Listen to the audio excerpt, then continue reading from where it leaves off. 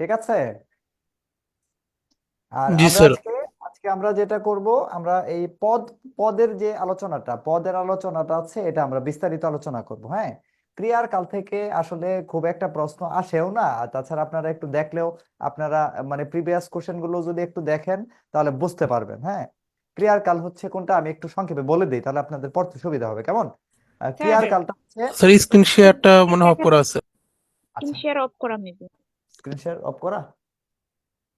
হ্যাঁ, আচ্ছা, স্ক্রিন কি দেখতে পাচ্ছেন আপনারা?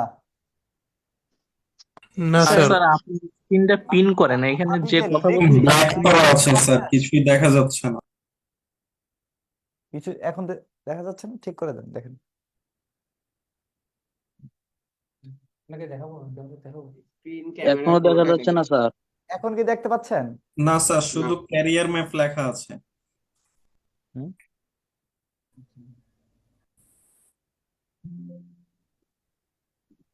ওটা তো ওই লেখাই দেখতে পাচ্ছে না, এটা তো আমাকে দেখার বিষয় না। এখন এবার দেখতে পাচ্ছি না। এখন কি দেখতে পাচ্ছেন? না স্যার। না স্যার। না স্যার, দেখা যাচ্ছে না কিছু। এখন দেখা যাচ্ছে এখন? না স্যার। ঠিক না আছে। স্যার। এখন দেখা যাচ্ছে। হ্যাঁ, দেখা এখন দেখা যাইতে। এখন দেখা যাচ্ছে। দেখা এখনো যাচ্ছে দেখা স্যার। যাচ্ছে না স্যার। এখন দেখা যাচ্ছে না আবার। এই যে আবার স্যার দেখা ওই যাচ্ছে। অনেক স্ক্রিন প্রিন্ট করে না এই জন্য দেখাচ্ছিল না। এখন লেখা আসছে স্যার, স্ক্রিন পিন বোর্ড আছে, আসছে। কিন্তু স্ক্রিনে অনলি ক্যারিয়ার ম্যাপ লেখা উঠে আছে। আমার ক্যারিয়ার ম্যাপ আইডি দুইটা, যে অন্য একটা দেখেন, দুইটা আইডি আছে ক্যারিয়ার ম্যাপের। ঠিক করেন, ঠিক করে আমাকে বলছেন। স্যার এবার ঠিক আছে। আবার ঠিক নাই তো।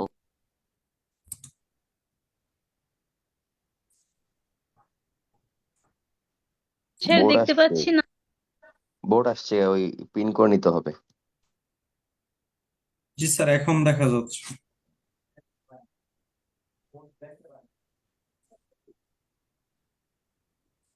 স্যার দেখা যায় না।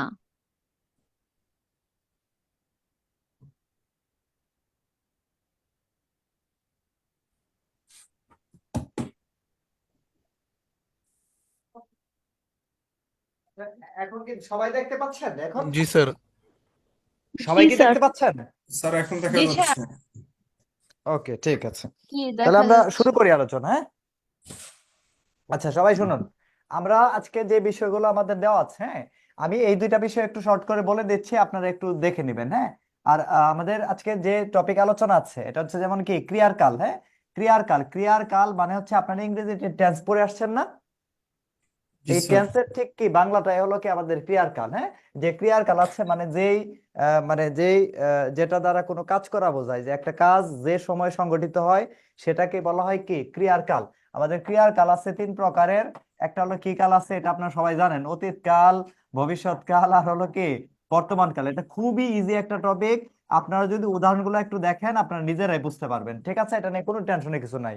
তবে আমাদের পড়ার যে বিষয় সেটা হচ্ছে, আমাদের গুরুত্বপূর্ণ পড়ার যে বিষয় এটা হলো আজকের পড়া, এটা হলো এই পদ। হ্যাঁ, পদ প্রকরণ, এটা বিস্তারিত আলোচনা আমি করতে যাচ্ছি। আপনারা বললে এটা আমি বিস্তারিত আলোচনা করব, কারণ এখান থেকে মূলত ব্যাংকের পরীক্ষাগুলোতে প্রশ্ন আসছে। সবাইকে বুঝতে পারছেন? আচ্ছা, আরেকটা জি টপিক স্যার। আছে, এটা হলো কি ক্রিয়ার ভাব। হ্যাঁ, এটা একটু বলে দিই। ক্রিয়ার ভাব, ক্রিয়ার ভাব, আমাদের ক্রিয়ার ভাব আছে।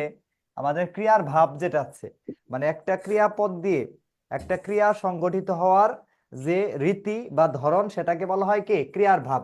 আমাদের ক্রিয়ার ভাব আছে চার প্রকার, সবাই একটু খেয়াল করেন আর লিখে নেন একটু দ্রুত। যে ক্রিয়ার ভাব আছে চার প্রকার। একটার নাম হলো নির্দেশক, নির্দেশক ভাব। একটার নাম হলো কি ভাব? নির্দেশক ভাব। আর একটার নাম হচ্ছে অনুজ্ঞা ভাব, অনুজ্ঞা ভাব। আরেকটার নাম হচ্ছে সাপেক্ষ ভাব। আরেকটার নাম একটু দ্রুত লেখেন। আরেকটার নাম হলো সাপেক্ষ ভাব। আর আরেকটার নাম হচ্ছে আকাঙ্ক্ষা ভাব, আকাঙ্ক্ষা ভাব। এই হলো আমাদের কি মোট কয়টা ভাব আছে? আমাদের চারটা ভাব আছে। সবাইকে লিখে নিয়েছেন কয়টা ভাব, ক্রিয়ার ভাব? জি স্যার। আচ্ছা, আমি যদি একটা করে উদাহরণ দিই তাহলে আপনার বিষয়গুলো ক্লিয়ার হবেন, বুঝতে পারবেন। দেখেন, নির্দেশক ভাব কোনটা বলে? আপনারা যখন যে কোনো একটা বাক্য লিখবেন, যেমন ধরুন আপনি যদি লিখেন এখানে যে রাকিব, হ্যাঁ রাকিব, রাকিব রাকিব বই পড়ে, ভাই রাকিব বই পড়ে, এখানে লক্ষ্য করুন আমরা একটি সাধারণ বাক্য লিখেছি।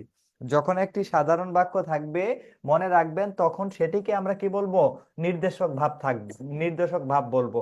আর অনুজ্ঞা ভাব, এটার মানে হলো ওই যে আপনারা আদেশ উপদেশমূলক বাক্য লেখেন না, যেমন আপনি লেখেন যে কি অঙ্কটি করো, ধরুন আপনি কাউকে বলছেন আপনার ছোট ভাইকে যে অঙ্কটি কি করো বা অঙ্কটি কর, এইটি হলো একটি আদেশ, তাই না?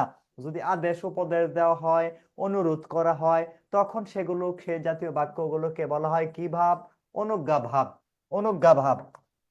আর সাপেক্ষ ভাব হচ্ছে কি, যে ধরেন এরকম কোন উদাহরণ দেওয়া থাকলো, বলা হলো যে ভালো করে, ভালো করে পড়লে, ভালো করে পড়লে, ভালো করে পড়লে সফল হবে।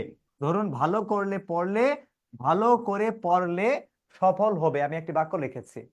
লক্ষ্য করুন এখানে যে বাক্যটি আমি লিখেছি, ভালো করে পড়লে, এটা হলো ভালো করে পড়া, এটা হলো একটা অংশ, আর সফল হওয়া এটা হলো আরো একটি অংশ। বাক্যে যদি দেখেন আপনি দুটি অংশ থাকে এবং একটি অংশ আরেকটি অংশের উপর নির্ভর করে, যেমন এখানে সফল হওয়া এটা ভালো করে পড়ার উপর নির্ভর করে, তাই না? একটা অংশ যদি আরেকটা অংশের উপর নির্ভর করে তখন সেটাকে বলা হয় কি ভাব, সাপেক্ষ ভাব। তার মানে সাপেক্ষভাবে দুইটা বিষয় থাকবে, একটা বিষয় আরেকটা বিষয়ের উপর কি করবে, নির্ভর করবে।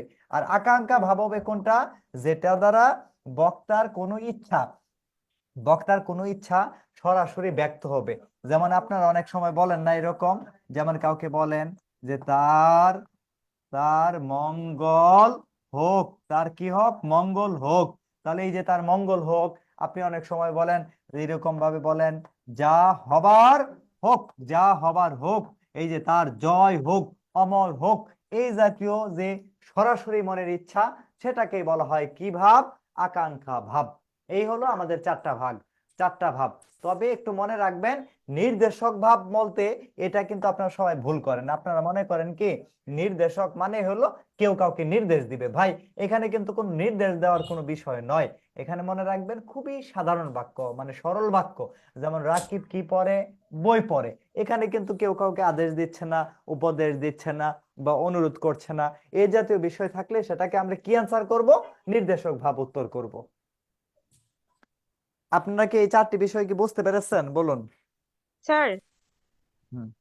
স্যার লেকচার শিটে তো নির্দেশক ভাব দেয়া নেই, দেয়া আছে 3টা মাত্র। কোনটা? এই চারটা, আমি যে চারটা পড়াইছি এই চারটা লিখে নেন, খাতায় নোট করে নেন, এই চারটা পড়বেন, ঠিক আছে? লেকচার শিট আছে এখানে, ওই লেকচার শিটটা একটু দেন তো, ওই যেটা। আচ্ছা আমি দেখি। আচ্ছা আমি যেটা নোট করে দিচ্ছি এটা পড়বেন। সবাই কি ক্লিয়ার বিষয়টা? জি স্যার। আচ্ছা জি স্যার। আচ্ছা, আমি যেটুকু বুঝিয়েছি এটুকু বুঝতে পারছেন কিনা এটা বলেন। আপনাকে শুধু পরীক্ষায় জিজ্ঞেস করবে, মানে পরীক্ষা যদি প্রশ্ন যদি কখনো আসে, যদি এটা আসবে না, আসে না, হ্যাঁ এটা থেকে যদি কখনো জিজ্ঞেস করে, জিজ্ঞেস করবে নিচের কোনটি নির্দেশক ভাবের উদাহরণ। আপনি ওই যে যেমন রাকিব রাকিব বই পড়ে, রাকিব অঙ্ক করে, এই জাতীয় বাক্য পরীক্ষায় আসবে, এটা মনে রাখবেন। হ্যাঁ, আর ওই যে সাপেক্ষ ভাব বা যদি বলে অনুজ্ঞা ভাব কোনটা, যে অঙ্কটি করো, হ্যাঁ অঙ্কটি করো, এটা একটা কি, অঙ্কটি করো। আচ্ছা এই বইয়ের মধ্যে কি দেওয়া আছে, এই যে আমি বের করছি বই, এই অনুজ্ঞা ভাব, এখানে আছে অনুজ্ঞা ভাব। আচ্ছা, আচ্ছা বইয়ের মধ্যে এখানে একটু, বইয়ের মধ্যে অনুজ্ঞা ভাব আছে, সাপেক্ষ ভাব আছে, আকাঙ্ক্ষা ভাব আছে, আকাঙ্ক্ষক লেখা তাই না, ওটা আকাঙ্ক্ষা ভাব হবে, কেমন, ওটা ঠিক করে নিবেন। আর এখানে নির্দেশক ভাবটাও আছে, হ্যাঁ এখানে নির্দেশক ভাবটা আমি লিখে দিয়েছি, ওটা লিখে নেন, অ্যাড করে নেন, এটা লিখে রাখেন যে ক্রিয়ার ভাব হলো 4 প্রকার। কয় প্রকার? 4 প্রকার। এখানে 4 প্রকার দেওয়া হয়নি, এখানে 4 প্রকার, হ্যাঁ লিখে রাখেন। সবাই কি বুঝতে পারছেন এটা?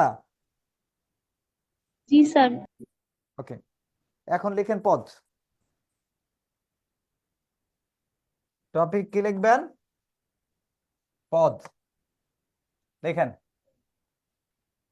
পদ কাকে বলে লিখুন, লিখুন বাক্যের অন্তর্গত, লিখুন বাক্যের বাক্যের অন্তর্গত, বাক্যের অন্তর্গত প্রতিটি শব্দকে, বাক্যের অন্তর্গত প্রতিটি শব্দকে পদ বলে। বাক্যের অন্তর্গত প্রতিটি শব্দকে কি বলে?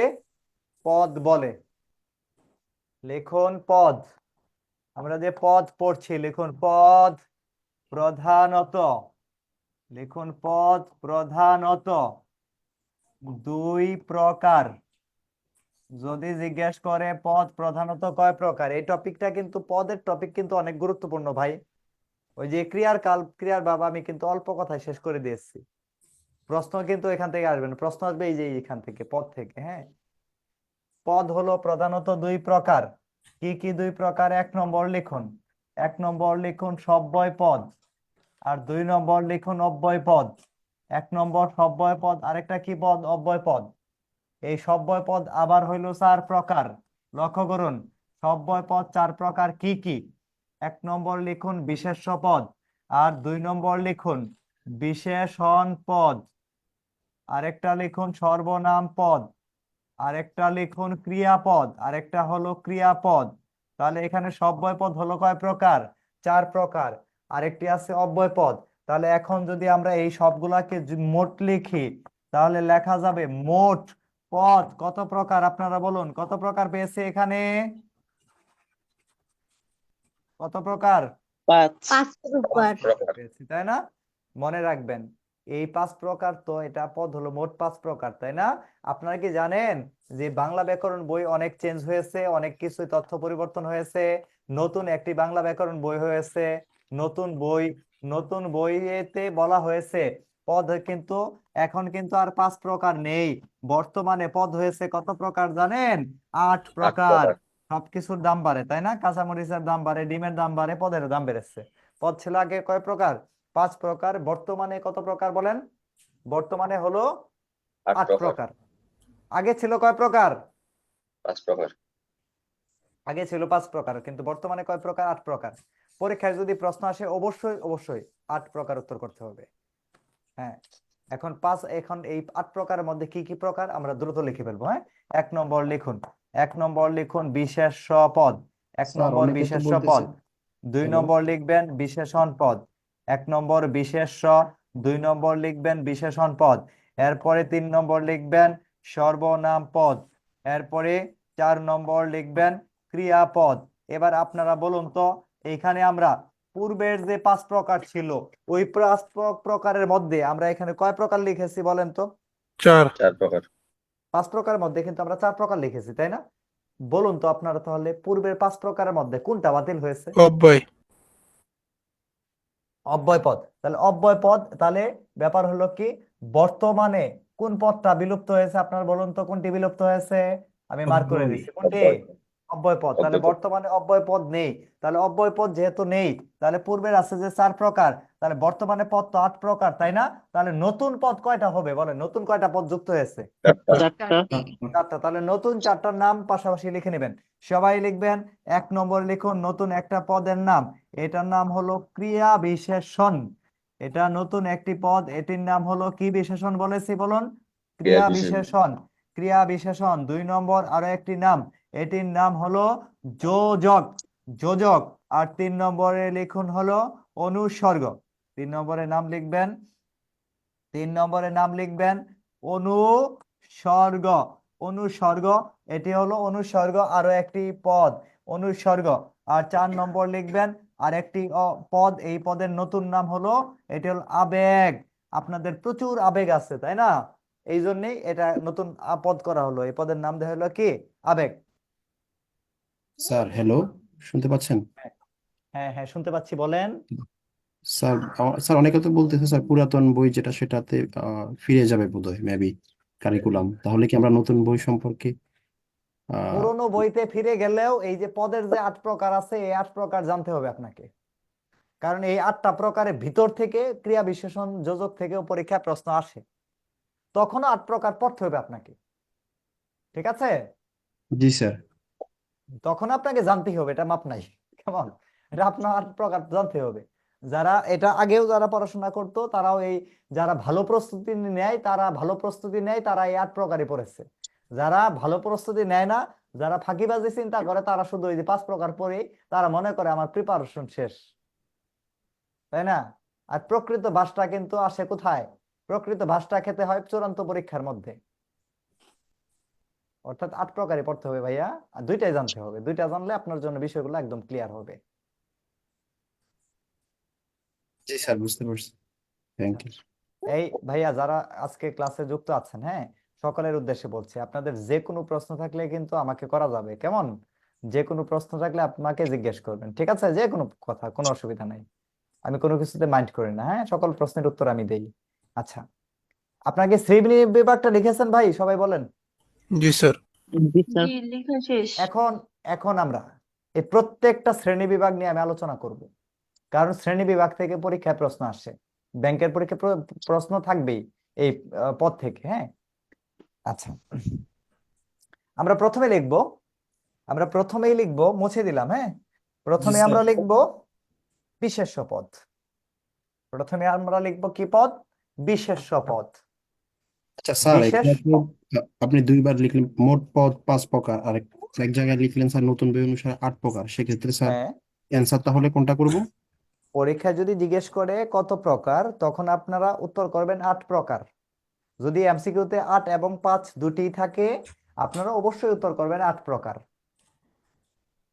কিন্তু যদি জিজ্ঞেস করে প্রধানত কয় প্রকার, তাহলে 2 প্রকার, হ্যাঁ। জি স্যার। আচ্ছা, লিখুন বিশেষ্য পদ সম্পর্কে লিখুন। লিখুন কোনো কিছুর নামকেই, লিখুন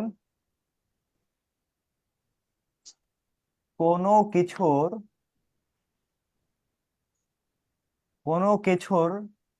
নামকেই, কোনো কিছুর নামকেই বিশেষ্য বলে। কোনো কিছুর নামকেই কি বলে? বিশেষ্য বলে। যে কোনো কিছুর নাম, হ্যাঁ, কোনো কিছুর নামকে কি বলে? কোনো কিছুর নামকে বিশেষ্য পদ বলে, বিশেষ্য বলে। যে কোনো কিছুর নাম, যে কোনো কিছুর নামকে বিশেষ্য পদ বলে। লিখবেন বিশেষ্য পদ 6 প্রকার। আমাদের 6 প্রকার বিশেষ্য পদ আছে। আমরা 6টা প্রকারের নাম লিখবো। 1 নম্বর লিখবেন, 1 নম্বর বিশেষ্য পদের নাম লিখবেন সংজ্ঞাবাচক বিশেষ্য। 1 নম্বর সংজ্ঞাবাচক বিশেষ্য। নিচে নিচে লিখবেন, কারণ পাশে আমরা উদাহরণ লিখব। সংজ্ঞাবাচক বিশেষ্য। আর 2 নম্বর লিখুন জাতিবাচক বিশেষ্য। আর 3 নম্বর লিখবেন বস্তুবাচক বিশেষ্য। 4 নম্বরে লিখবেন সমষ্টিবাচক বিশেষ্য। 5 নম্বরে লিখবেন গুণবাচক বিশেষ্য। 6 নম্বরে লিখবেন ক্রিয়াবাচক বিশেষ্য। ক্রিয়াবাচক বিশেষ্য। তাহলে আমরা বিশেষ্য পদ পেয়েছি কয় প্রকারের? 6 প্রকারের, তাই না? এখন পরীক্ষার জন্য মানে আপনার যেটা জানা দরকার যেটা জানতে হবে সেটা হলো যে কখন কোন বিশেষ্য পদ হবে। মানে পরীক্ষায় প্রশ্নে জিজ্ঞেস করে যে নিচের কোনটি সংজ্ঞাবাচক বিশেষ্যের উদাহরণ, বা নিচের কোনটি জাতিবাচক বিশেষ্যের উদাহরণ, বা নিচের কোনটি সমষ্টিবাচক বিশেষ্যের উদাহরণ। মনে রাখবেন যে সংজ্ঞাবাচক বিশেষ্য হবে মানে কোনো কিছুর নির্দিষ্ট নাম, যে কোনো মানুষের নাম হতে পারে। যেমন ধরুন বলতে পারে আপনাকে রিনা, রিনা একজন মেয়ের নাম, এই জন্যই সংজ্ঞাবাচক। যে কোনো একটি সংজ্ঞাবাচক নাম, হ্যাঁ, যে কোনো নির্দিষ্ট নাম। যেমন ধরুন আপনাকে জিজ্ঞেস করা হলো রবীন্দ্রনাথ ঠাকুর রচিত উপন্যাসের নাম গোরা, তাহলে গোরা এটিও কিন্তু একটি উপন্যাসের নাম, নির্দিষ্ট নাম, এই জন্যই সংজ্ঞাবাচক কি? বিশেষ্য। আবার আপনি যদি লিখেন এখানে ঢাকা, এটিও কিন্তু একটি ভৌগোলিক স্থানের নাম। যদি কোনো নির্দিষ্ট নাম বোঝায় তখন মনে রাখবেন সেটি সংজ্ঞাবাচক বিশেষ্যের উদাহরণ হবে। এখন এই নির্দিষ্ট নাম না বুঝিয়ে এমন যদি কোনো নাম বোঝায় যে ওই জাতীয় সকল কিছুকে বোঝানো হয়, তখন সেটি জাতিবাচক হবে। যেমন ধরুন বলা হলো যে মানুষ। আচ্ছা ভাই, মানুষ দ্বারা তো একজনকে বোঝানো হয় না, একই জাতীয় সকলকে বোঝায়। যেমন আমরা সবাই কিন্তু মানুষ, এমন একটি শব্দ যে শব্দ দিয়ে সবাইকে বোঝানো হবে সেটি হবে কি জাতিবাচক বিশেষ্যের উদাহরণ। যেমন ধরুন হতে পারে পাখি, বা এই পাখি দ্বারা কিন্তু সকল পাখিকে বোঝানো হয়, তাহলে এটিও কি জাতিবাচক। হ্যাঁ, এখন যদি আপনাকে বলতো দোয়েল পাখি বা শালিক পাখি, তখন এটা কি হতো বলুন তো? তখন এটা কি হতো? নাম বিশেষ্য, সংজ্ঞা বিশেষ্য। তখন এটা যখন যে কোনো একটা পাখি হতো, হ্যাঁ, তখন সেটা হতো কি, তখন সেটা নির্দিষ্ট নাম হলে সেটা কি হতো? সংজ্ঞাবাচক হতো। সংজ্ঞা। ঠিক আছে, নির্দিষ্ট হলে হতো সংজ্ঞাবাচক।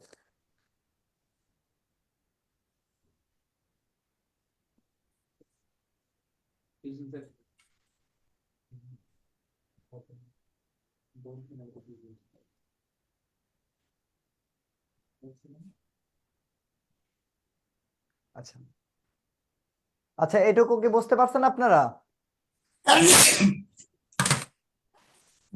জি স্যার। এইটুকুতে কারো কোনো প্রশ্ন আছে কিনা বলুন? না স্যার। আচ্ছা স্যার আচ্ছা, এক্সাম্পল আপনাকে গুলো যদি স্যার বাক্যের মাধ্যমে একটু বুঝিয়ে দিতেন স্যার, তাহলে একটু স্যার বুঝতে সুবিধা হইতো। কোনগুলো? স্যার অনেক এক্সাম্পল আছে যেগুলো সংজ্ঞাবাচক বিশেষ্য হয় বা জাতিবাচক বিশেষ্য হয়, হ্যাঁ, এরকম যদি কিছু বাক্যের মাধ্যমে দেখায় দিতেন তাহলে মনে হয় স্যার বুঝতে পারতাম। বাক্যমূলক যদি দেওয়া থাকে, হ্যাঁ, এই যদি বাক্য বলতে কি আমি বলি আপনাকে, বাক্য দিলে তো আপনি বুঝবেনই ভাই। আপনাকে ধরুন জিজ্ঞেস করলো, শুনেন, আপনাকে ধরুন জিজ্ঞেস করলো রানা, ধরুন আপনাকে জিজ্ঞেস করা হলো কি রানা, হ্যাঁ, রানা, রানা চট্টগ্রাম যাচ্ছে, তাহলে আপনি তো এটা বুঝলেনই যে রানা কোথায় যাচ্ছে, চট্টগ্রাম যাচ্ছে, তাই না? রানা চট্টগ্রাম যাচ্ছে। এখানে যদি বলা হয় রানা চট্টগ্রাম যাচ্ছে, ভাইয়া লক্ষ্য করুন তো, এখানে রানা যে চট্টগ্রাম যাচ্ছে, এইখানে এখানে ক্রিয়াপদ, এই যে যাওয়ার কাজ কে করছে বলুন তো ভাই? কে করছে? যাচ্ছে।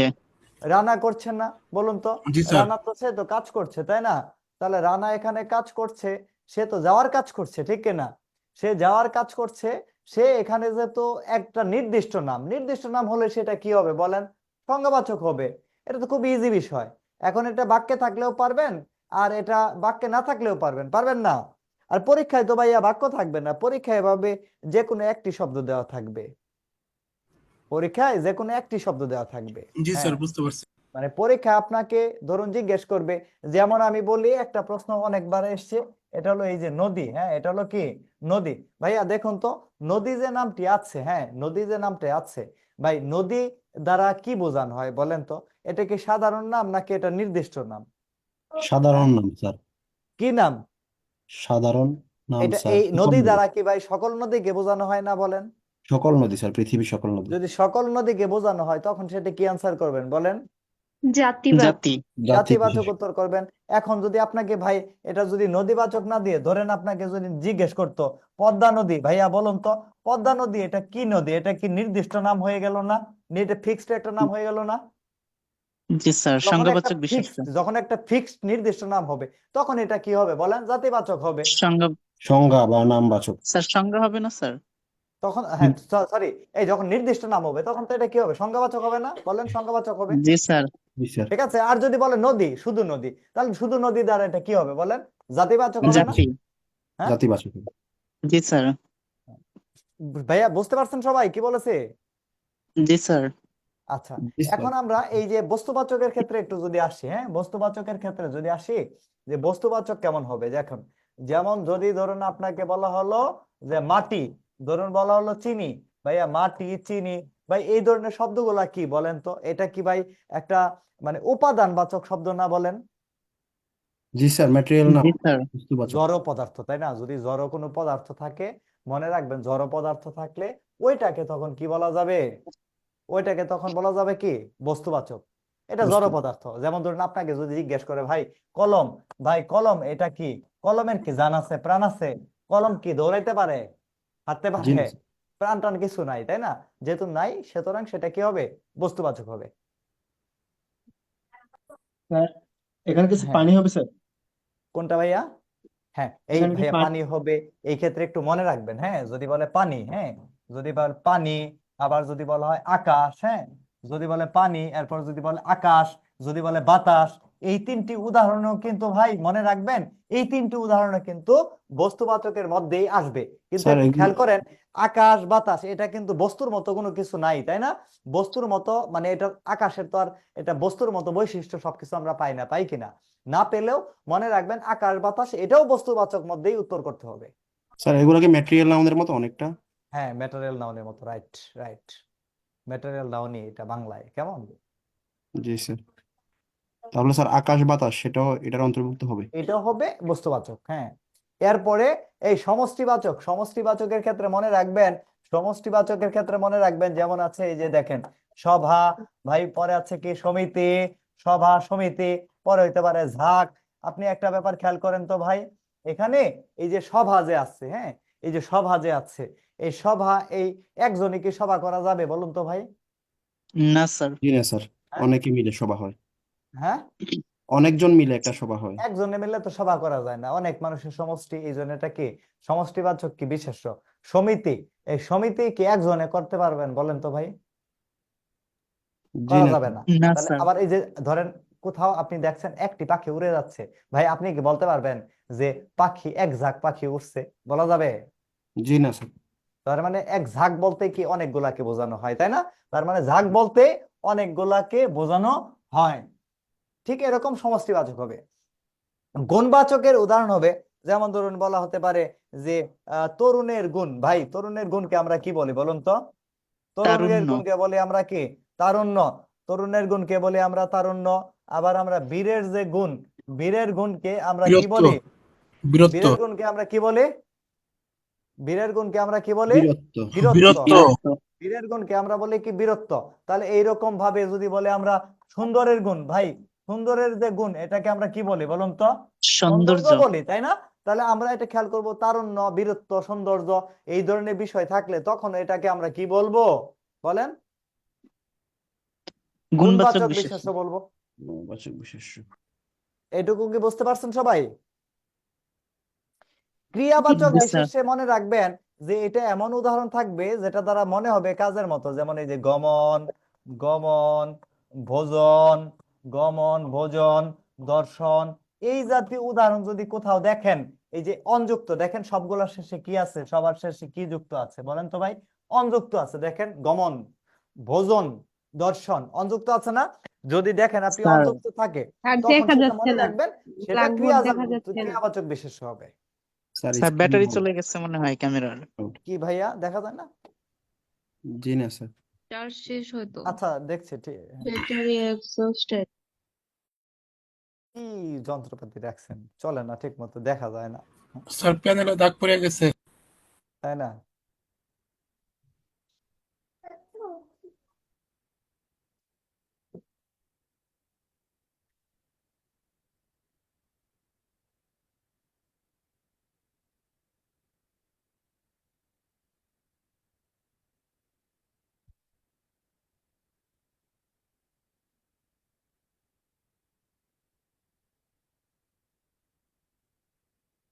এটা এটা মিউট করেন তো, এটা মিউট করেন, এটা মিউট করে ঠিক করেন, এটা মিউট করেন সাউন্ড।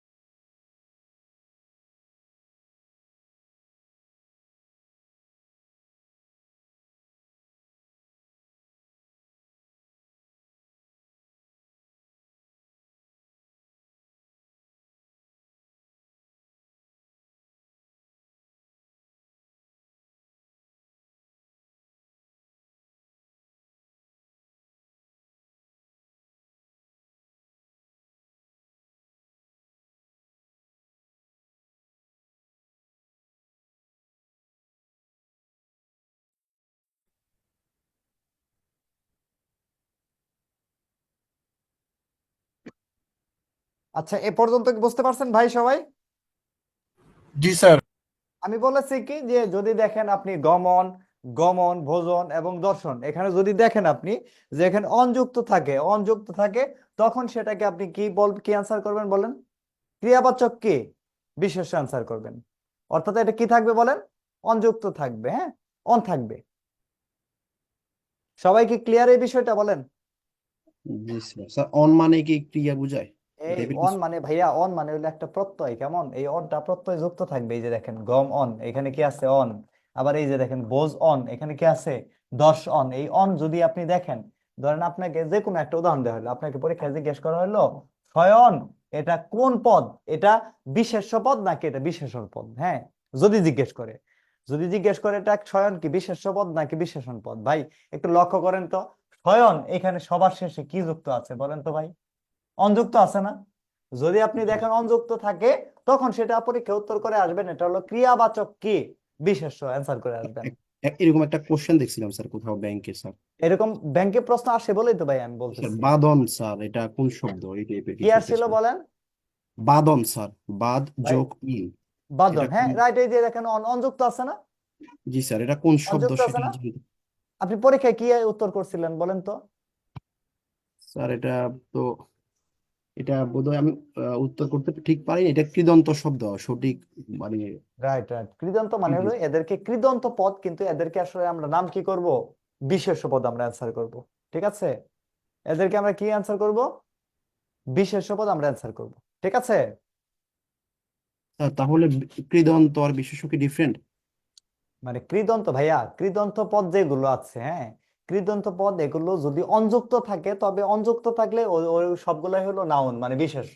কিন্তু আবার অন না থাকে যদি অন্য কিছু, যেমন ধরেন আপনাকে যদি জিজ্ঞেস করে যে ধরেন কাদন, হ্যাঁ ভাই, তখনও এটা কি হবে? এটাও কি হবে? বিশেষ্য হবে। মানে অনযুক্ত থাকলে এটা বিশেষ্য হবে।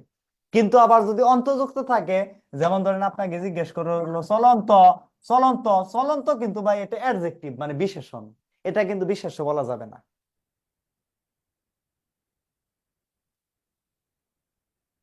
এই পর্যন্ত কি সবাই বুঝতে পারছেন কিনা? আমরা পরবর্তীতে যাব, আমি কিন্তু 8টা প্রকারই পড়াবো ভাই। জি স্যার। আচ্ছা, এরপরে লিখুন বিশেষণ। এরপর কি লিখবেন? বিশেষণ। বিশেষণ লিখবেন, লিখুন যে পদ দিয়ে, লিখুন যে পদ দিয়ে, যে পদ দিয়ে বিশেষ্য বা সর্বনাম, বিশেষ্য বা সর্বনাম পদের, বিশেষ্য বা সর্বনাম পদের, বিশেষ্য বা সর্বনাম পদের লিখবেন দোষ, গুণ, সংখ্যা, দোষ, গুণ, সংখ্যা, পরিমাণ, দোষ, গুণ, সংখ্যা, পরিমাণ এবং অবস্থা বোঝায়, এবং অবস্থা বোঝায়। যে পদ দিয়ে বিশেষ্য বা সর্বনাম পদের দোষ, গুণ, সংখ্যা, পরিমাণ এবং অবস্থা বোঝায়, এবং অবস্থা বোঝায়, তাকে বিশেষণ বলে। তাকে কি বলে? তাকে বিশেষণ বলে। মানে যে পদ কোনো নাউন বা প্রোনাউন, মানে ওই যে নাউন প্রোনাউনের কোনো একটা অবস্থা বোঝাবে, সংখ্যা বোঝাবে, সেগুলোই কি হবে? বিশেষণ হবে। এই বিশেষণ, বিশেষণ মানে হলো কি ভাই, ওই যে আপনারা কিছু দেখেন না, দেখবেন অনেকেই ওই যে, দেখবেন অনেকেই বিভিন্ন রকম নাম দেয়, দেখবেন ওই যে অনেকেই দেখবেন ফেসবুক আইডির নাম দেয় যে এরকম, যে জীবন্ত লাশ, এরকম ফেসবুক আইডির নাম দেয় না, ফেক আইডির নাম দেয় জীবন্ত লাশ। তাহলে এই যে একটা নাম দিল দেখেন এইখানে, এই যে জীবন্ত লাশ, এই যে লাশ, এটা হলো একটা বিশেষ্য পদ। এই জীবন্ত হলো লাশের একটা কি অবস্থা, যেটা দ্বারা অবস্থা বোঝানো হয়, মনে রাখবেন সেটাই হবে কি? এই যে বিশেষণ। ধরেন আপনি কারোর জন্য আপনি শাড়ি কিনলেন, আপনি কিনলেন নীল শাড়ি, ভাই এখানে শাড়িটা কোন রঙের বলেন? কোন শাড়ির? নীল রঙের। নীল রঙের। তাহলে নীল রঙের এই যে নীল, এই নীলটাই হলো কি শাড়ির একটা কি অ্যাডজেক্টিভ, মানে হলো কি বিশেষণ। স্যার বিশেষণ সাধারণত বিশেষ্য পদকে সবসময় মডিফাই করে, বিশেষায়িত করে আর কি। ভাইয়া শুধু বিশেষণ, বিশেষণ নাকে এই যে এই দুইটা বিষয়কে মডিফাই করে, এই যে এটাকে, এই যে কোনটা আমি লিখে দিয়েছি একটা, দেখেন বিশেষ্যকেও মডিফাই করে, আবার কি সর্বনাম জি সর্বনামকেও, সর্বনামকেও, জি স্যার নাউন এন্ড প্রোনাউন দুইটাকেই। ঠিক আছে? জি স্যার জি স্যার আচ্ছা, লিখুন বিভিন্ন শ্রেণীর বিশেষণ রয়েছে। লিখুন বিভিন্ন শ্রেণীর বিশেষণ রয়েছে। লিখুন ক্রিয়া বিভিন্ন স্যার শ্রেণীর বিশেষণ রয়েছে। স্যার, ক্রিয়াপদের কথা বলা আছে মনে হয়, বিশেষ্য, সর্বনাম এবং ক্রিয়াপদের দোষগুণ, এই টাইপের কিছু। ভাইয়া কোনো প্রশ্ন আছে কারো? স্যার এটা বোধহয় ক্রিয়াপদেরও বলা আছে আপনার, মানে কোনটা? বিশেষ্য, সর্বনাম ও ক্রিয়াপদের দোষগুণ বিশেষণ পদের এই কথা। এই যে ভাই শুনেন, আপনি নিশ্চিত পুরনো বইয়েরটা কথা বলতেছেন এটা, হ্যাঁ? ওই পুরনো যে বই ছিল, ওই বইতে আগে ছিল মানে ক্রিয়াপদের বিশেষণ ছিল, হ্যাঁ? কিন্তু এটা নতুন ব্যাকরণতে এটা ক্রিয়াপদের বিশেষণ নাই। ওই যে একটা নতুন পদ পেয়েছেন আমরা, ক্রিয়া বিশেষণ, জি স্যার। ওই ক্রিয়া যেটা আপনি বলছেন ওটা এখন বর্তমানে ক্রিয়া বিশেষণের মধ্যে আলোচনা চলবে হবে। ঠিক আছে? জি স্যার। লিখুন, এরপর লিখুন বিভিন্ন শ্রেণীর বিশেষণ রয়েছে। লিখুন বিভিন্ন শ্রেণীর বিশেষণ রয়েছে। বিভিন্ন শ্রেণীর বিশেষণ রয়েছে, মানে বিভিন্ন রকম বিশেষণ আছে। যেমন লিখুন গুণবাচক বিশেষণ। এটা কেমন বিশেষণ? লিখবেন গুণবাচক বিশেষণ। গুণবাচক বিশেষণে লিখবেন, উদাহরণ লিখবেন। কেমন উদাহরণটা আমরা লিখি দেখেন। গুণবাচক বিশেষণে লিখবেন যে মেধাবী ছাত্র। ভাই আমরা যদি খেয়াল করি, এখানে ছাত্রটা কেমন ছাত্র বলেন? মেধাবী ছাত্র, তাই না? এখানে মেধাবী ছাত্র। আবার যদি আমরা লিখি, যেমন ধরেন আপনি লিখলেন ভালো মানুষ। কেমন মানুষ বলেন? ভালো মানুষ। তাহলে এই ভালো এবং এই ভালো এবং মেধাবী, লক্ষ্য করেন, এই যে ভালোটা হইলো এই মানুষের একটা গুণ, এই যে মেধাবী এটা হলো কিসের গুণ বলেন? ছাত্রের গুণ। ছাত্রের গুণ। হ্যাঁ, এটা হলো কিসের গুণ? ছাত্রের গুণ। ছাত্রের গুণ। তাহলে এদেরকেই এই জন্য আমরা কি বলবো? এদেরকে কি বলবো? গুণবাচক বিশেষণ বলবো। এদেরকে আমরা গুণবাচক কি গুণবাচক বলবো? বিশেষণ। বিশেষণ বলবো, গুণবাচক বিশেষণ বলবো। যেমন আরেক ধরনের বিশেষণ আছে, এটাকে আমরা বলবো সংখ্যাবাচক কে, সংখ্যাবাচক বিশেষণ। সংখ্যাবাচক বিশেষণ। আমি বিশেষণটাকে সংক্ষেপে বিন লিখে দিচ্ছি, কেমন? বিন মানে হলো বিশেষণ। আপনারা একটু পুরোটাই লিখবেন। জি স্যার সংখ্যাবাচক বিশেষণ। সংখ্যাবাচক বিশেষণ কেমন হবে? যেমন ধরুন আপনি লিখলেন 30 টাকা। ভাই এখানে যে টাকা আছে, এখানে কয় টাকা আছে বলেন? 30 টাকা। 30 টাকা আছে, তাই না? তাহলে এই যে 30 টাকা যে আছে, এই যে 30 এটা একটা সংখ্যা, এই জন্য এটার নাম কি হয়ে গেল? সংখ্যাবাচক বিশেষণ সংখ্যাবাচক। হয়ে গেল। ঠিক এইরকম ভাবে আরো কিছু বিষয় আছে। যেমন এক ধরনের বিশেষণ আছে, এটাকে বলা হয় অবস্থাবাচক কি? অবস্থাবাচক বিশেষণ। অবস্থাবাচক বিশেষণ কেমন হবে? যেমন ধরুন আপনি লিখলেন অবস্থাবাচক, আপনি যদি লিখেন এখানে তাজা মাছ। এটা কেমন মাছ বলেন? তাজা মাছ। তাহলে তাজা মাছ, এখানে আমরা যদি দেখি যে মাছটা, এটা মাছ কোন রং, কিরকম অবস্থায় আছে মাছটা বলেন? তাজা তাজা, অবস্থায় আছে, তাজা তাই না? অবস্থায় আছে। যেহেতু তাজা অবস্থায় আছে, সুতরাং এটাকে আমরা কি বলবো? তাজা মাছ। অবস্থাবাচক কি? অবস্থাবাচক বিশেষণ। অবস্থাবাচক অবস্থাবাচক বিশেষণ বিশেষণ। আমরা বলবো। অবস্থাবাচক বিশেষণ যেমন ধরেন যদি বলে আপনাকে কঠিন পদার্থ, ভাই পদার্থটা কোন অবস্থায়? কঠিন অবস্থায়। যদি বলে তরল পদার্থ, তাহলে কোন অবস্থায়? তরল অবস্থায়। যখন যে অবস্থা বোঝানো হবে সেটাকে বলা হবে কি? অবস্থানবাচক কি? বিশেষণ বলা হবে। এরপরে আরেক ধরনের বিশেষণ আছে, এটাকে বলা হয়, এটাকে বলা হয় পরিমাণবাচক বিশেষণ। ভাই পরিমাণবাচক বিশেষণ যদি আমরা বলি, পরিমাণবাচক বিশেষণ কেমন হবে? যেমন আপনি যদি লিখেন 1 কেজি চাউল। 1 কেজি কি চাউল? ভাই আমরা যদি লক্ষ্য করি, চাউলটা, এটা চালটা কোন পরিমাণে আছে বলেন? চালটা কোন পরিমাণে আছে? এই কেজি। এই যে কেজিতে আছে। কেজি, ভাই এই কেজিটা কি ভাই আমরা কাউন্টেবল নাকি আনকাউন্টেবল বলেন তো? কাউন্টেবল। কাউন্টেবল। এই কেজিটা কাউন্টেবল কি বললেন এটা? আপনি কেজি। যখন বাজারে ভাই চাল কিনেন, আপনি কেজি চাল কি গণনা করে পরিমাপযোগ্য কিনেন স্যার, বলেন?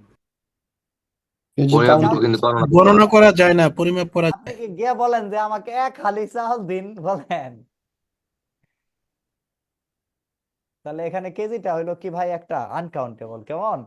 আপনি যদি বলেন 2 লিটার পানি, এই লিটার, লিটার কি ভাইয়া গণনা করা যায় নাকি পরিমাণ করতে হয়? পরিমাণ লিটার করতে কি হয়। পরিমাণ করতে হয় না? পরিমাণ করতে হয়। এই জন্য কেজি, লিটার এই বিষয়গুলা কেমন হবে? পরিমাণবাচক বিশেষণ হবে। পরিমাণবাচক বিশেষণ হবে। আরেক ধরনের বিশেষণ আছে, এটাকে বলা হয় বর্ণবাচক বিশেষণ। আরেক ধরনের বিশেষণ আছে, এটার নাম হবে কেমন বিশেষণ বলেন? বর্ণবাচক কি বিশেষণ? স্যার একটা প্রশ্ন বর্ণবাচক ছিল, স্যার। বিশেষণ। বর্ণবাচক বিশেষণ কেমন হবে দেখেন, যদি আপনাকে বলা হয় নীল আকাশ, ভাইয়া লক্ষ্য করুন এখানে আকাশটা কোন রঙের আছে বলেন? নীল রঙের আছে। নীল রঙের নীল তো আকাশ। ভাই, নীল তো ভাই, এটা তো নীলটা তো একটা এই আকাশের একটা রঙের নাম, তাই না? যদি দেখেন আপনি কোনো রঙের নাম দেওয়া থাকে, তখন মনে রাখবেন এটা হবে বর্ণবাচক বিশেষণ। আমি হয়তো উদাহরণ লিখে দিয়েছি যে নীল আকাশ, হ্যাঁ হয়তো লিখে দিয়েছে এটা নীল আকাশ, কিন্তু এটা নীল আকাশ না দিয়ে আপনাকে জিজ্ঞেস করতে পারে যে হলুদ পাঞ্জাবি। পাঞ্জাবিটি কোন রঙের? হলুদ রঙের। তাহলে ভাই হলুদ তো একটা রঙের নাম, তাই না? যখনই আপনি পাবেন রঙের নাম, তখনই সেটা অ্যান্সার করবেন কি? বর্ণবাচক বিশেষণ। সবাই কি এইটুকু বুঝতে পেরেছেন? স্যার জি বলুন। পরিমাণ বাঁচাতে একটু স্যার সমস্যা লাগতেছে স্যার, কেমন কেমন জানি লাগতেছে, একটু ক্লিয়ার করলে ভালো হয়। কোন জায়গাটা ভাইয়া বলেন? পরিমাণ বাচকটা স্যার, কোনটা কোনটা উল্টাপাল্টা হয় বলেন? পরিমাপ বাচক। মানে পরিমাণ পরিমাণ বাচকের বাচক। সাথে আর কোনটার স্যার, উল্টাপাল্টা? উনি সংখ্যাবাচক আর পরিমাণবাচকটা একটু কনফিউজ, এইটাই আর কি। মানে সংখ্যাবাচক আর পরিমাণবাচক এই দুইটা? জি জি স্যার। মানে আচ্ছা কাউন্টেবল আর আনকাউন্টেবল। আচ্ছা ভাইয়া শুনেন, আপনি একটু আমার কথা শুনেন। ওই যে উপরে যে সংখ্যাবাচকে লিখেছে 30 টাকা, তাই না? জি 30 টাকা। ভাইয়া এখানে আন্ডারলাইনটা কোন জায়গায় করা আছে দেখেন তো, 30 এর নিচে আন্ডারলাইন করেছি না আমি? হ্যাঁ। আপনাকে যদি বলে 20 বছর, আপনাকে যদি বলে 10 বছর তোমাকে দেখি না, তাহলে কত বছর দেখান আপনাকে? 10 বছর। তাহলে এই যে 10, এই 10 কি, এটা কি কাউন্ট করা যায় না? কাউন্ট করতে পারি না আমরা? 10, 30, 20 আমরা তো কাউন্ট হ্যাঁ করি। করেন। যখন আমরা কাউন্ট করতে পারবো, ওইটাই হবে সংখ্যাবাচক বিশেষণ। জি এখন ওই যে নিচে আছে যে পরিমাণবাচক বিশেষণ, ওইখানে কি লিখছি? 1 কেজি চাউল। আমি আন্ডারলাইনটা কি একের নিচে করেছি নাকি কেজির নিচে করেছি, এটা বলেন আমাকে। কেজি নিয়েছি স্যার। কেজির নিচে করেছি, রাইট। যদি আন্ডারলাইনটা আমরা একের নিচে করতাম, তাহলে ওইটা কি হইতো? সংখ্যাবাচক হইতো। কিন্তু আন্ডারলাইনটা করেছি কোন জায়গাটায়? কেজি, কেজি এর নিচে। ভাই কেজি দিয়ে কি আমরা পরিমাণ করি না? যেমন আপনি যখন লিখেন যে 2 লিটার পানি, পানিটা কয় লিটারের? 2 লিটার। ভাই লিটার মানে কি? লিটার মানে কি, এটা কি পরিমাণ নাকি এটা কাউন্টেবল কোনো বিষয়, এটা বলেন। না, এটা পরিমাণ করা যায় না। এটা তো কাউন্ট করা যায় না, রাইট রাইট। যেটা কাউন্ট করা যায় না, যেটা পরিমাণ করতে হয়, সেটাই হলো কি? পরিমাণবাচক বিশেষণ। থ্যাংক ইউ স্যার, বুঝলাম স্যার। পার্থক্যটা বুঝছেন? জি স্যার। আচ্ছা আচ্ছা, আমরা এরপরে লিখবো, এরপরে লিখুন সর্বনামটা লিখুন। হ্যাঁ লিখুন সর্বনাম। কি নাম? সর্বনাম লিখুন। স্যার বর্ণবাচক আর রূপবাচক কে কি? ভাইয়া ওই যে বর্ণবাচক যেটা লিখেছি, হ্যাঁ এই বর্ণবাচকের আরেকটা নাম হলো কি? রূপবাচক। একই কথা, ঠিক আছে? জি স্যার, থ্যাংক ইউ স্যার। বর্ণবাচক মানে হলো রূপবাচক, একই কথা হবে। ওই একটারই অপর নাম, মানে সমার্থক শব্দ। হ্যাঁ জি স্যার। আপনাদের প্রশ্ন থাকলে জিজ্ঞেস করবেন, হ্যাঁ তাতে কি হবে? আমার পড়াতে আরো সুবিধা হবে যে আপনাদের কোন জায়গাগুলো অসুবিধা আছে। আচ্ছা লিখবেন সর্বনাম। লিখুন সর্বনাম, লিখুন বিশেষের পরিবর্তে যে নাম ব্যবহৃত হয়। দেখুন বিশেষের পরিবর্তে, দেখবেন বিশেষের পরিবর্তে, বিশেষের পরিবর্তে যে নাম, বিশেষের পরিবর্তে, হ্যাঁ পরিবর্তে, বিশেষের কি? বিশেষের পরিবর্তে যে নাম ব্যবহৃত হয়, বিশেষের পরিবর্তে যে নাম ব্যবহৃত হয় তাকে তাকে সর্বনাম বলে। বিশেষের পরিবর্তে যে নাম ব্যবহৃত হয় তাকে কি বলে? সর্বনাম বলে। পাশে লিখবেন, লিখবেন সর্বনাম, সর্বনাম 10 প্রকার। 10 প্রকার। এটা আগে পুরনো বইতে ছিল 10 প্রকার, কিন্তু বর্তমানে এটা কয় প্রকার দেখেন তো? ভাইয়া বর্তমানে এটা কিন্তু 9 প্রকার হয়ে গেছে, হ্যাঁ। অর্থাৎ সর্বনাম আগে ছিল 10 প্রকার, কিন্তু বর্তমানে হলো কয় প্রকার? বর্তমানে হলো 9 প্রকার। এটা আগে ছিল 10 প্রকার, কিন্তু বর্তমানে 9 প্রকার এটা। হ্যাঁ স্যার পরীক্ষায় আসলে কি 9 প্রকার দেব? হ্যাঁ, আপনার পরীক্ষায় আসলে নতুনটা উত্তর করে আসবেন, মানে নতুন যে 9 প্রকার আছে এটা উত্তর করে আসবেন। হ্যাঁ, আমরা 9 প্রকার, আমরা এটা খুব ইজি বিষয়। আমরা যে গুরুত্বপূর্ণ কয়েকটি আমরা ভাগ দেখব, সবগুলো 10 প্রকার আমি দেখাবো না। হ্যাঁ, আপনাদের লেকচার শিটে দেওয়া আছে, আপনারা একটু দেখে নেবেন সবাই। খুব ইজি ইজি বিষয় আছে। আমি শুধু গুরুত্বপূর্ণ, কারণ আমি যেহেতু 8টা ভাগই পড়াবো, আমি সবগুলো ভাগই যেহেতু পড়াবো, সেই ক্ষেত্রে আমি শুধু গুরুত্বপূর্ণ কয়েকটি বিষয়ের আমরা সর্বনামের ভাগগুলো লিখে দিচ্ছি। হ্যাঁ, যেমন দেখুন 1 নম্বর লিখুন আত্মবাচক সর্বনাম। আত্মবাচক সর্বনাম, ভাই আত্মবাচক মানে কি? নিজেকে বোঝানো হয়। যেমন এই যে স্বয়ং, ভাই স্বয়ং দ্বারা কিন্তু নিজেকে বোঝানো হয়। যেমন এই যে নিজ, নিজ দ্বারা কিন্তু নিজেকে বোঝানো হয়। যেমন এইরকম এই যে নিজ, বা এরকম ভাবে যদি বলা হয় আত্ম, আত্ম দ্বারাও কিন্তু নিজকে বোঝানো হয়। যদি নিজেকে বোঝানো হয় তখন সেগুলোকে আমরা কি বলবো? আত্মবাচক সর্বনাম বলবো।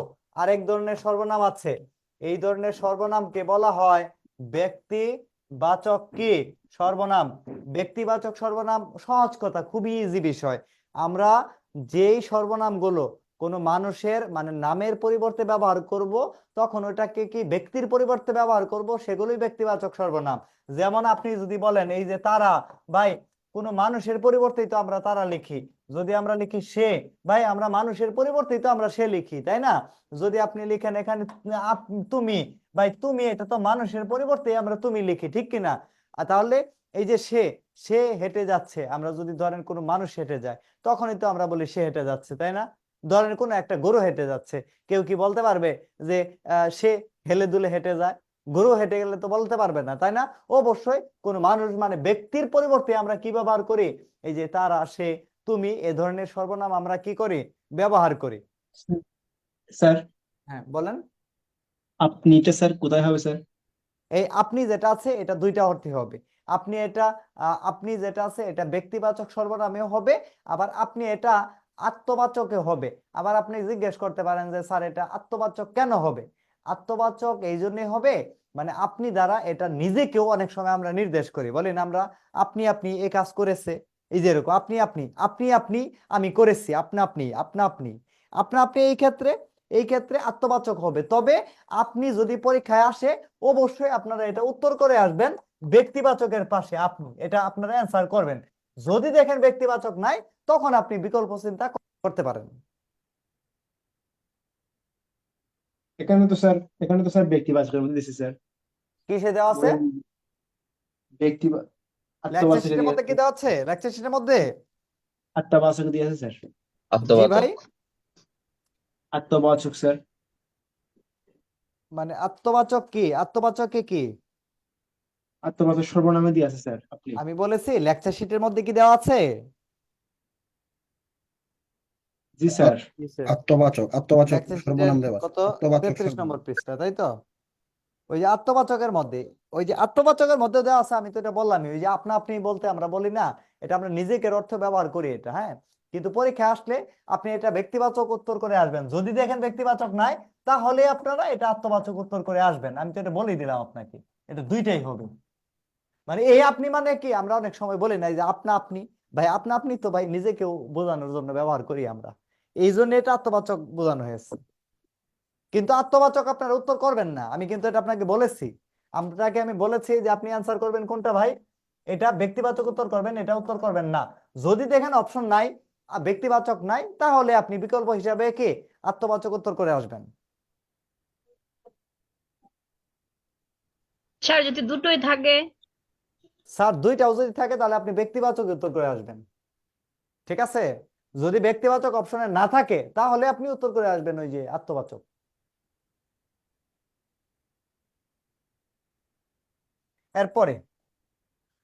এরপরে আপনি যদি লিখেন 3 নম্বর, হ্যাঁ 3 নম্বরে যদি লিখেন, এখানে একটা সর্বনাম আছে, এটাকে বলে দূরত্ববাচক সর্বনাম।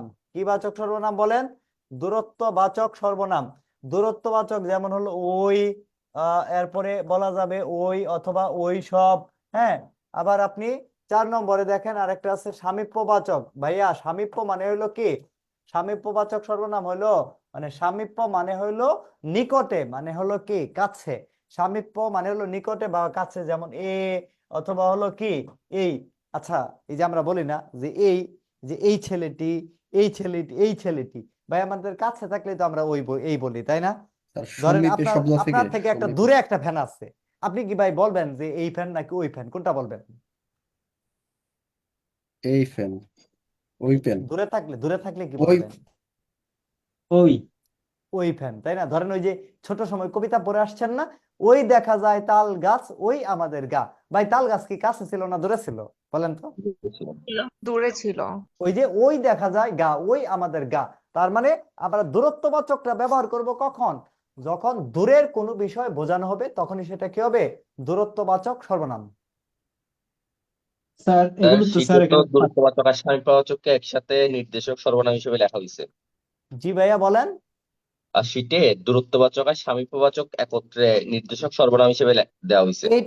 এই শোনেন ভাইয়া আমি বলি, এই দুইটা এই যে সামীপ্যবাচক আর দূরত্ববাচক, তাই না? এই দুইটাকে এক করে নতুন নাম দেওয়া হয়েছে কি? নির্দেশক। নতুন নাম দেওয়া হয়েছে কি? নির্দেশক। এটা কোন বইয়ে? এটা নতুন বইতে এই নামটা হয়েছে। সবাই একটু মনোযোগ দিয়ে শুনেন। মানে আগে যেটা পুরনো ব্যাকরণ বইয়ে যেটা সামীপ্যবাচক আর দূরত্ববাচক আলাদা ভাগ ছিল, এটা নতুন ব্যাকরণ বইতে এই দুইটা ভাগ এক হয়েছে কি? নির্দেশক সর্বনাম। ভাইয়া বুঝতে পারছেন কথাটা? যে বুঝছি ভাইয়া। মানে এটা আগে ছিল, এটা দূরত্ববাচক সামীপ্যবাচক আলাদা ছিল, কিন্তু এটা এই দুইটাকে এক নাম হয়েছে, এই দুইটা মিলে হয় নির্দেশক সর্বনাম। আমরা কি পরের অংশে যেতে পারি? জি স্যার। জি স্যার। পরে লিখি আমরা আর একটা দুইটা ভাগ দেখি, এরপরে আমরা অন্য অংশে চলে যাব। পরে লেখেন 5 নম্বর লিখবেন প্রশ্নবাচক বা প্রশ্নসূচক সর্বনাম। হ্যাঁ, যেমন আমরা প্রশ্ন করি না, যেমন এই যে কি দ্বারা প্রশ্ন করি, আমরা এই কি দ্বারা প্রশ্ন করি, এই যে কেন দ্বারা প্রশ্ন করি, এই ধরনের সর্বনাম দিয়ে সবসময় আমরা কি করে থাকি? আমরা প্রশ্ন করে থাকি, তাই না? প্রশ্ন করলে এটার নাম কি হবে? প্রশ্নবাচক কি হবে? সর্বনাম হবে। আরেক ধরনের সর্বনাম আছে, এটাকে বলে সাকল্যবাচক সর্বনাম। সাকল্যবাচক সর্বনাম খুবই ইজি, যেমন এই যে সব, যেমন এই যে সব, এই যে সকল। সব আবার কি হতে পারে? সব হতে পারে, আবার সকল হতে পারে, আবার হতে পারে কি? সমুদয়। যদি এই জাতীয় শব্দ বোঝায় তখন সেটাকে বলা হয় কি? সাকল্যবাচক কি সর্বনাম। তাহলে ওই উপরে যেটা লিখেছি প্রশ্নবাচক সর্বনাম, তাই না? প্রশ্ন করার জন্য আমরা ব্যবহার করি, এই জন্য এদেরকে বলা হয় কি? প্রশ্নবাচক সর্বনাম। আপনার কি আর পার্থক্য বোঝেন ভাই সবাই? জি বুঝি স্যার। জি স্যার বুঝি। জি স্যার স্যার। একটু স্যার ক্লিয়ার করুন তো স্যার টাইমটা। ক্লিয়ার করবো? জি জি স্যার, স্যার। এটা ভুলে হচ্ছে গেছি স্যার। শুনেন, ধরুন আপনাকে জিজ্ঞেস করলো, ধরুন আপনাকে জিজ্ঞেস করলো, লক্ষ্য করুন, তুমি কি তুমি কি তুমি কি তুমি কি আজ তুমি স্যার কি আজ হ্যাঁ না কেন কি যেন একটা ছিল তুমি স্যার। কি আজ কোচিং তুমি কি আজ কোচিং এ যাবে? আপনাকে যদি ভাই এই প্রশ্ন করে আপনি আনসারটা কি দিবেন বলেন? হ্যাঁ অথবা না। অথবা না, ঠিক কি না বলেন? জি স্যার। জি স্যার। যদি কেউ হা বা না দিয়ে উত্তর দিতে পারে তখন ওই কিটা কি হবে? রস্বইকার হবে। এখন ধরেন আপনাকে কেউ মেসেঞ্জারে জিজ্ঞেস করলো যে আপনাকে ধরেন জিজ্ঞেস করলো যে বন্ধু তোমার কি খবর, বন্ধু তোমার কি খবর, প্রশ্ন করলো। ভাই আপনাকে যদি কেউ মেসেজ দেয় বন্ধু তোমার কি খবর, আপনি কি লিখবেন হ্যাঁ? লিখবেন? জি না না, স্যার, বিস্তারিত লিখবো। আপনাকে বিস্তারিত। বিস্তারিত লিখতে হবে না, লিখতে হবে যে আমার খবর চমৎকার ভালো, তাই না? ভালো লিখতে হবে বা একটা লিখতে হবে। যখন আপনি অন্য উত্তর লিখবেন তখন ওই কিটা দীর্ঘইকার হবে। ওই যে দেখেন কিটা কিন্তু আমি দীর্ঘইকার দিয়েছি না? জি স্যার, মানে স্যার শর্টকাট অ্যান্সারের ক্ষেত্রে কি রসিকার, আর এলাবোরেট অ্যান্সারের ক্ষেত্রে দীর্ঘিকার। ইয়েস ইয়েস ইয়েস, এই তো ইয়েস অর নট দিয়ে যদি আপনি অ্যান্সার দিতে পারেন তখন ওই কিটা হবে রস্বীকার। আর যদি আপনি দেখেন বিস্তারিত বলছেন তখন ওইটা কি হবে, কি দীর্ঘিকার হবে। দীর্ঘিকার। জি স্যার, থ্যাংক ইউ স্যার। আরো কারো প্রশ্ন আছে এখানে? আমরা এখন ক্রিয়াপদে যাব। লেখেন ক্রিয়াপদ। 8টা প্রকার আছে কিন্তু, অনেক পড়া কিন্তু। হ্যাঁ লিখেন 8টা প্রকার, আসলে অনেক আলোচনা তো। লেখেন, এরপর লিখবেন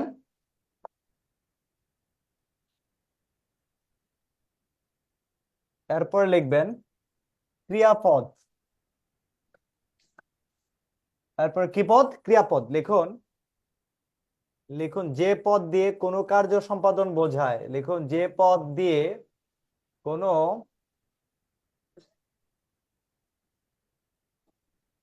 কার্য সম্পাদন বোঝায়। যে পদ দিয়ে কোনো কার্য সম্পাদন বোঝায়। যে পদ দিয়ে কোনো কার্য সম্পাদন বোঝায় তাকে ক্রিয়াপদ বলে। লিখবেন যে পদ দিয়ে কোনো কার্য সম্পাদন করা বোঝায়। লিখবেন যে পদ দিয়ে কোনো কার্য সম্পাদন করা বোঝায়। যে পদ দিয়ে কোনো কার্য সম্পাদন করা বোঝায় তাকে কি বলে?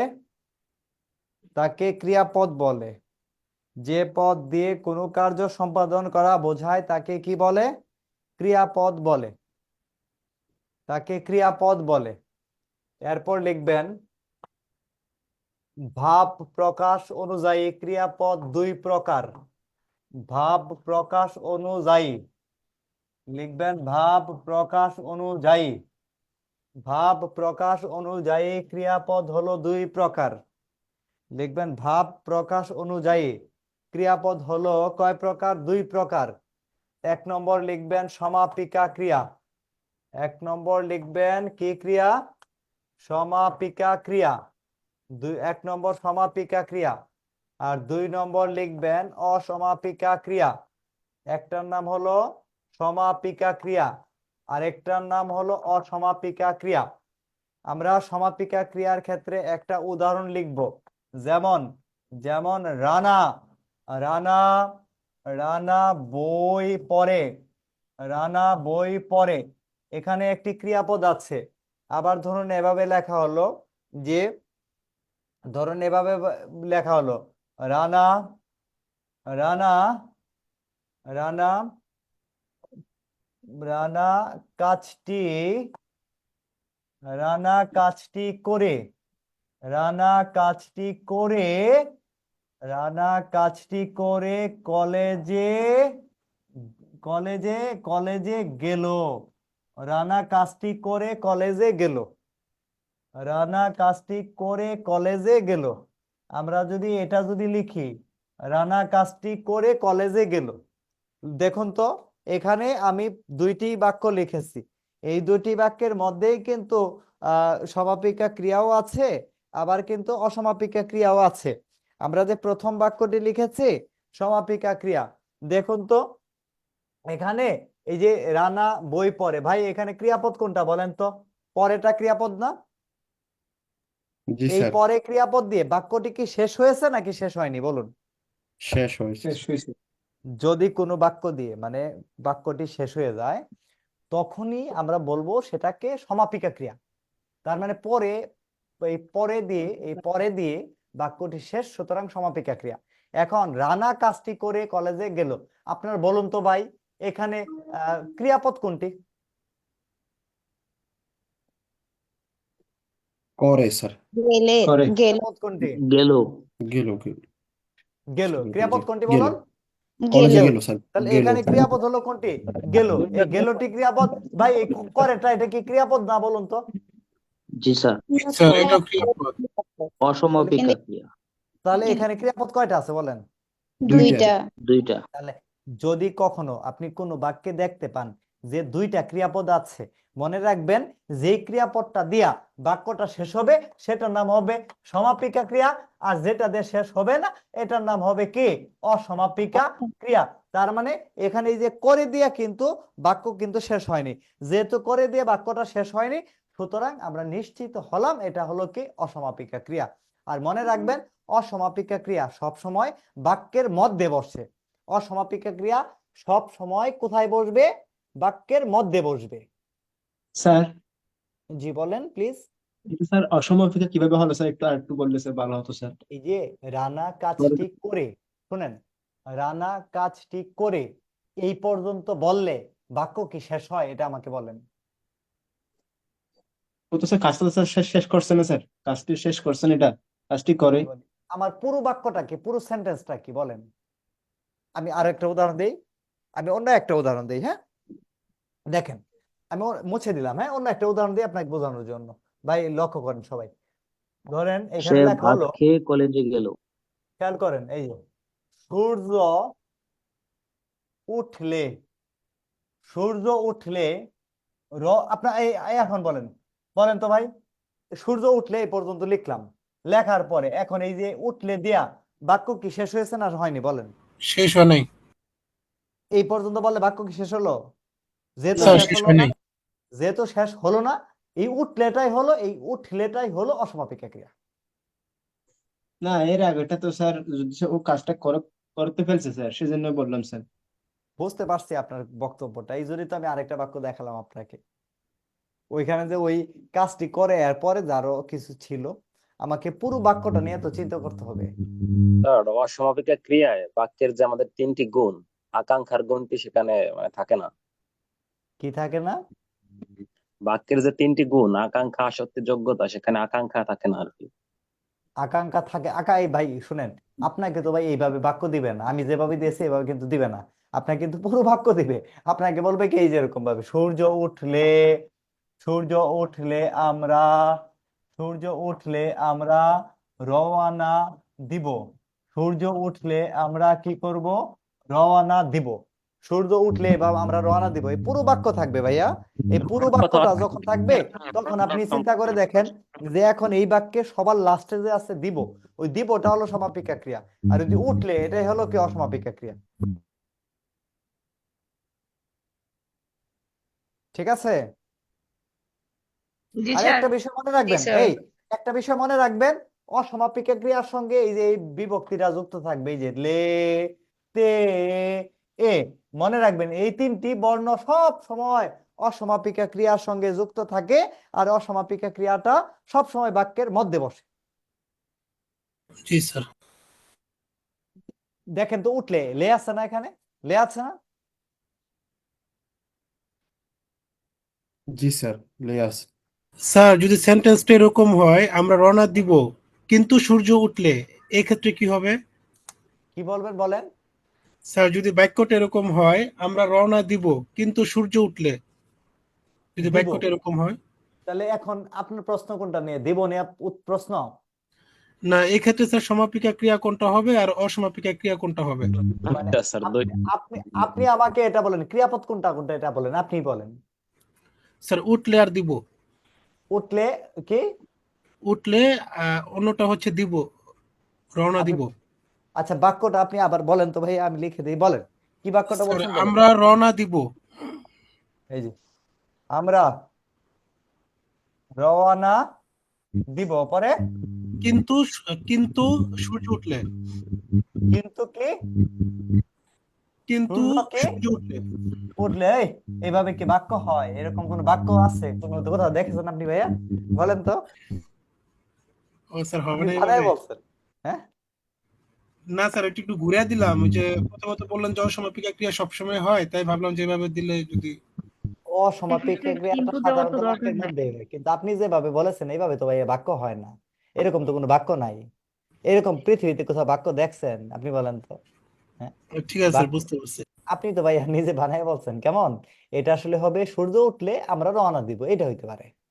কিন্তু আমরা রওনা দিব কিন্তু সূর্য উঠলে, এরকম তো আসলে বাক্য হয় না। এই ভাইয়া বাক্য হয় এটা? বাকিরা বলেন তো। না স্যার।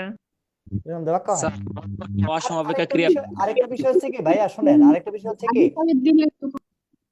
কি স্যার বলছি কি অসমাপিকা ক্রিয়া কখনোই একটি বাক্যের সম্পূর্ণ অর্থ প্রকাশ করতে পারে না, এটা হচ্ছে মোট কথা স্যার।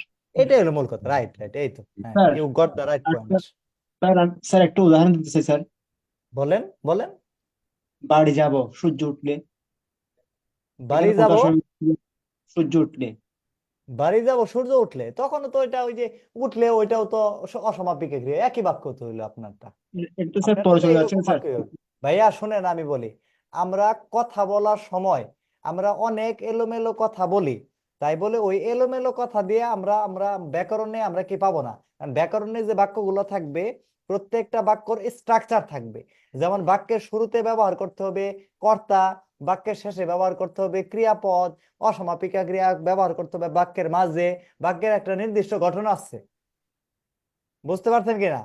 আর যদিও থাকে তাও এটা তো অসমাপিকা ক্রিয়া হবে। এইখানে এই যে ভাইয়া যে বাক্যটা বলছে আমরা রওনা দিব কিন্তু সূর্য উঠলে, এই উঠলেটা কিন্তু অসমাপিকা ক্রিয়া।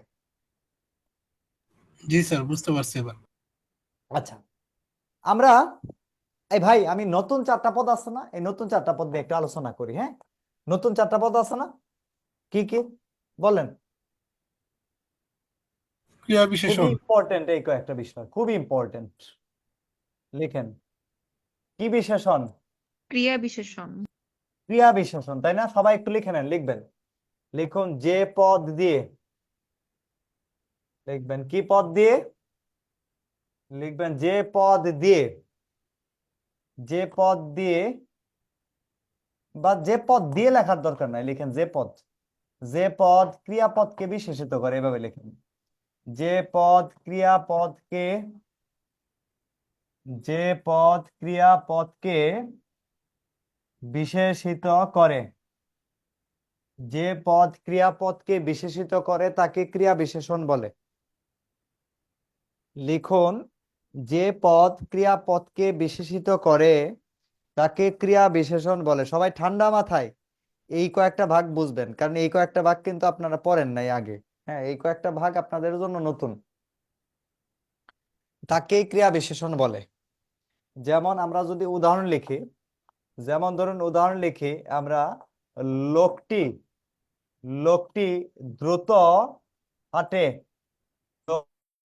হ্যাঁ, লোকটি কিভাবে হাঁটে? লোকটি দ্রুত হাঁটে।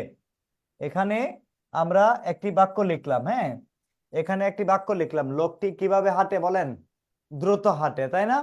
লোকটি দ্রুত হাঁটে। আচ্ছা ভাই, একটা ব্যাপার খেয়াল করেন তো, এখানে এই যে লোকটি যে দ্রুত হাঁটে, এইখানে কোন ক্রিয়াপদ আছে নাকি নাই বলেন? স্যার আছে। হাঁটে। ক্রিয়াপদ কোনটি বলুন? ক্রিয়াপদ আছে স্যার, হাঁটে। হাঁটা আছে। হাঁটা হাঁটা স্যার। হাঁটা ক্রিয়াপদ না? জি এই স্যার, তাহলে হাঁটে যে ভাই, বলেন তো সে কিভাবে হাঁটে? দ্রুত হাঁটে। দ্রুত হাঁটে। কিভাবে হাঁটে? দ্রুত হাঁটে। দ্রুত দ্রুত হাঁটে, তাই তো? সে হলো জি। দ্রুত হাঁটে। তাহলে এখানে আমরা যদি লিখি এখানে যে এই যে সে দ্রুত হাঁটে, তাহলে এখানে এই হাঁটার অবস্থা বোঝানো হয় কোন বিষয়টা দিয়ে বলেন, কোন পদটা দিয়ে? দ্রুত দিয়ে, দ্রুত। এই দ্রুত দিয়া। দ্রুত। এই হাঁটা, এই যে হাঁটা তো ক্রিয়াপদ, তাই না? এই জি। ক্রিয়াপদের অবস্থা বোঝানো হয় কোনটা দিয়া? এই দ্রুত। দ্রুত দিয়া।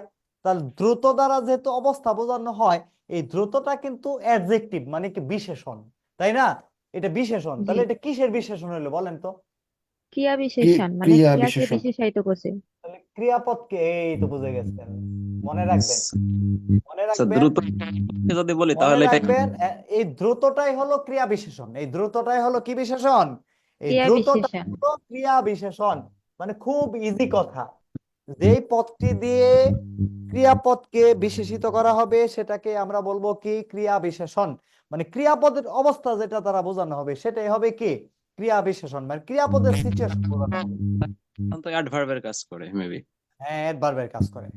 বুঝতে পারছেন? জি। আমি একটা যদি কয়েকটা উদাহরণ দিই আরো ক্লিয়ার হবে বিষয়গুলো।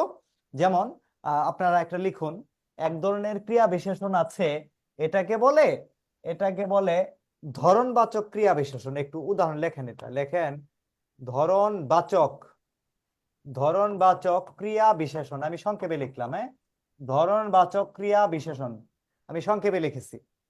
ধরনবাচক ক্রিয়া বিশেষণ। যেমন একটা উদাহরণ লিখেন, উদাহরণ লিখবেন, টিপ টিপ, টিপ টিপ বৃষ্টি, টিপ টিপ বৃষ্টি পড়ছে, টিপ টিপ বৃষ্টি পড়ছে, টিপ টিপ বৃষ্টি পড়ছে। আমরা এখানে যে লিখেছি যে ধরনবাচক ক্রিয়া বিশেষণে টিপ টিপ বৃষ্টি পড়ছে, ভাই বলুন তো এখানে ক্রিয়াপদ কোনটি? পড়ছে পড়ছে বৃষ্টি পড়া পড়ছে পড়ছে পড়ছে, যে এটা কিভাবে পড়ছে? টিপ টিপ টিপ টিপ পড়ছে। করে টিপ টিপ তাহলে এখানে ক্রিয়া বিশেষণ কোনটি বলুন? টিপ টিপ টিপ টিপ। রাইট, এই তো বুঝে গেছেন। তাহলে টিপ টিপ রে হলো কি ক্রিয়া বিশেষণ। এখন এই টিপ টিপ যে বৃষ্টিটা কিভাবে পড়েছে, একটা কাজ কিভাবে সংগঠিত হলো, ওই কিভাবের উত্তরটা যে যদি আমরা পেয়ে যাই, মনে রাখবেন সেটাকে পরীক্ষায় উত্তর করতে হবে কি ধরনবাচক ক্রিয়া বিশেষণ। আরেকটা উদাহরণ লিখেন পাশে, লিখুন মেয়েটি গুনগুনিয়ে গান গায়।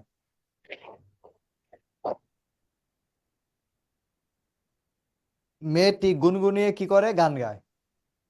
মেয়েটি গুনগুনিয়ে গান গায়। মেয়েটি কিভাবে গান গায়? গুনগুনিয়ে গুনগুনিয়ে কি করে? গান মেয়েটি গায় গুনগুনিয়ে গান গায়। মেয়েটি গুনগুনিয়ে গান গায়।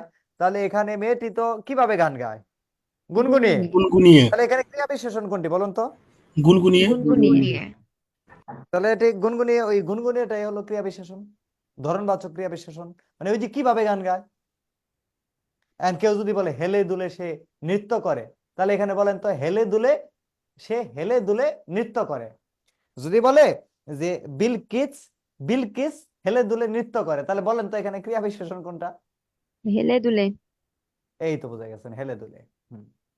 আচ্ছা, তাহলে আমরা আরেক ধরনের বিশেষণ একটু দেখি, উদাহরণ দেখি, বিষয়গুলো ক্লিয়ার হবে।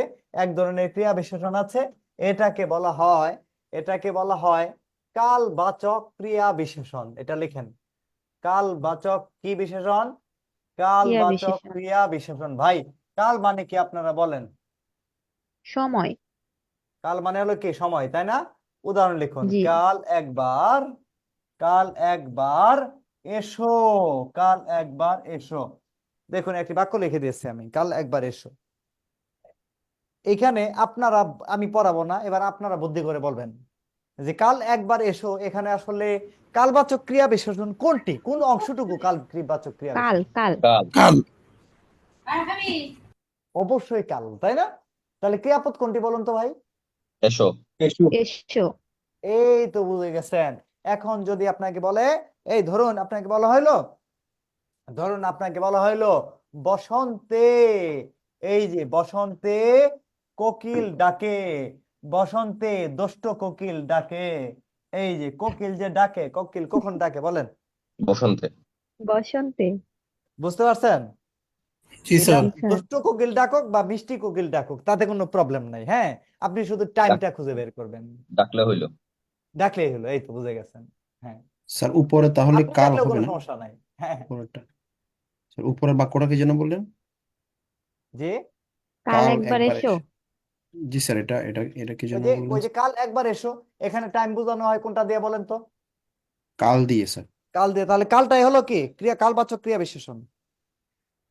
স্যার হ্যাঁ জি বলেন। শনিবার স্কুল বন্ধ থাকবে, এটা কি হবে স্যার উদাহরণ হিসেবে? এই ভাই, আপনি অন্য জায়গায় যায় কথা বলেন, আমি বুঝতেছি না ওনাদের প্রশ্ন, উনি বলেন আবার। শনিবার বিদ্যালয় বন্ধ থাকবে, এখানে কি শনিবার, শনিবারটা কি তাহলে এখানে যে শনিবারটা, তাহলে শনিবারটা এটা টাইম কিছু না, ওই হবে? টাইমটাই হলো কালবাচক ক্রিয়া বিশেষণ। আচ্ছা স্যার। বুঝতে পারছেন ভাই? জি স্যার। আর প্রশ্ন আছে কারো? জি না স্যার, কোশ্চেন নেই। ওকে, আমরা নেক্সট যাই। হ্যাঁ, আরেকটা ক্রিয়া বিশেষণ লিখবেন, আরেকটা নাম লিখবেন। লিখুন নেতিবাচক। কি বাচক বলেছে? নেতিবাচক ক্রিয়া বিশেষণ। লিখবেন নেতিবাচক ক্রিয়া বিশেষণ। এই নেতিবাচক ক্রিয়া বিশেষণ কেমন হয় একটু খেয়াল করেন, দেখেন। যেমন লিখেন, আমি এ কথা জানি না। এইখানে নেতিবাচক ক্রিয়া বিশেষণ হলো কোনটা? ওই যে না, এই নাটাই হলো নেতিবাচক ক্রিয়া বিশেষণ। আমি এ কথা জানি না, আমি এ কথা কি জানি না, ওই যে শেষের যে নাটা আছে, এই নাটাই হলো কি নেতিবাচক ক্রিয়া বিশেষণ। আমরা যখন কোনো বাক্যের মধ্যে এই যে নেগেটিভ কিছু লিখি, না, নেই, নয়, এ জাতীয় কিছু লিখি, তখন সেই বিষয়গুলোকে আমরা কি অ্যান্সার করব? নেতিবাচক ক্রিয়া বিশেষণ অ্যান্সার করব।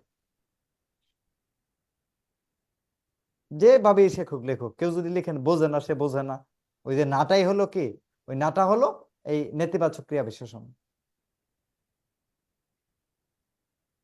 ভাইয়া সবাই কি বিষয়টা ক্লিয়ার? জি স্যার। জি স্যার স্যার। একটু বললে ভালো আমরা পরের অংশে যাই। স্যার হ্যাঁ বলেন। নেতিবাচকটা একটু বললে ভালো হয় স্যার। বু- বুঝি নাই, আবার বলবো? জি স্যার, নেতিবাচকটা স্যার একটু বললে ভালো হয় স্যার। আপনি কথা বলার সময় মাঝে মধ্যে বলেন না, আপনি অনেককে বলেন না তুমি কিছুই বোঝো না, বলেন না এরকম?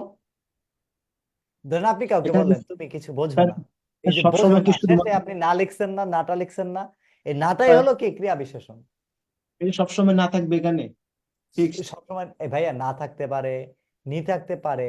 যেমন তুমি গতকাল, এই যে তুমি এরকম বলে না তুমি গতকাল কেন আসনি, শেষে কি বলছেন নি, ওই নিটাই হলো ক্রিয়া বিশেষণ।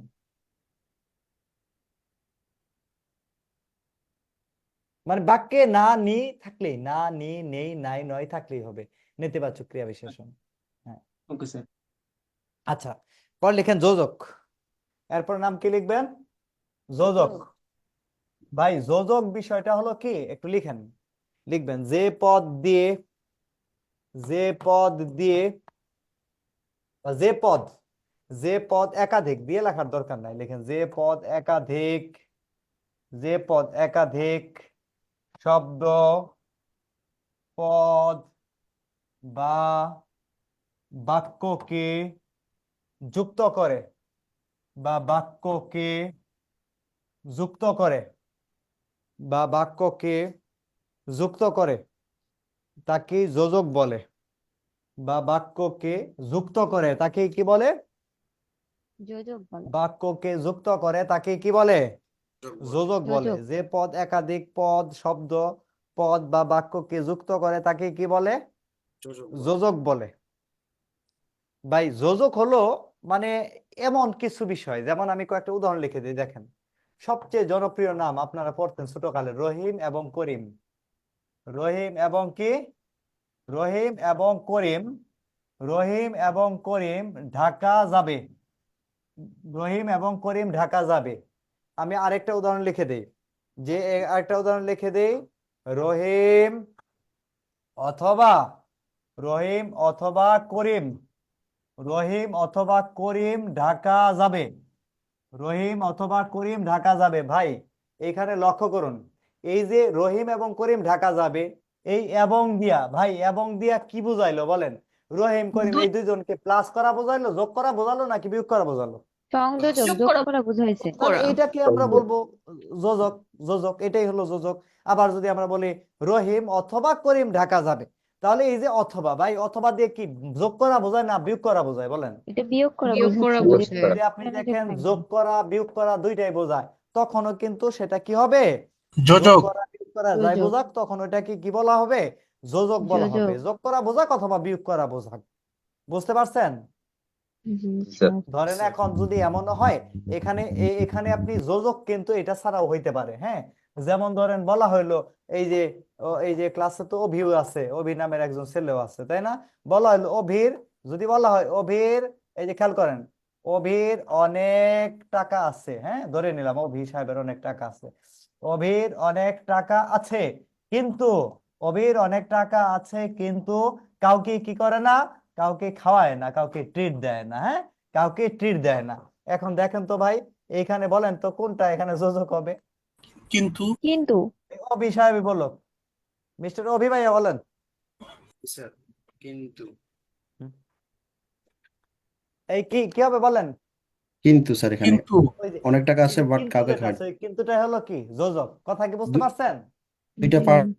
মানে ইয়েস, দুইটা অংশকে যারা যেটা যুক্ত করা হয় ওইটাই হলো কি যোজক। জি স্যার। স্যার এটাকে অনেকটা কনজাংশন আর কি, কেমন? ইয়েস, আপনার ওই যে পড়তেন না, ওই যে কম্পাউন্ড সেন্টেন্স পড় না ইংরেজিতে, এন্ড অর জি বাট, স্যার। এইরকম এন্ড বাক্য এন্ড পেলেই ওটা হলো যোজক।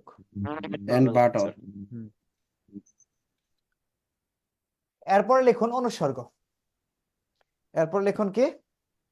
অনুসর্গ। হ্যাঁ, এরপরের ভাগগুলোর নাম হলো কি? অনুসর্গ। অনুসর্গ লিখবেন, অনুসর্গ লিখেন। যে পদ, লিখুন যে পদ, লিখুন যে পদ বাক্যের মাঝে ব্যবহৃত হয়ে, যে পদ বাক্যের মাঝে ব্যবহৃত হয়ে বাক্যের অর্থ প্রকাশে সাহায্য করে, যে পদ বাক্যের মাঝে ব্যবহৃত হয়ে বাক্যের অর্থ প্রকাশে সাহায্য করে।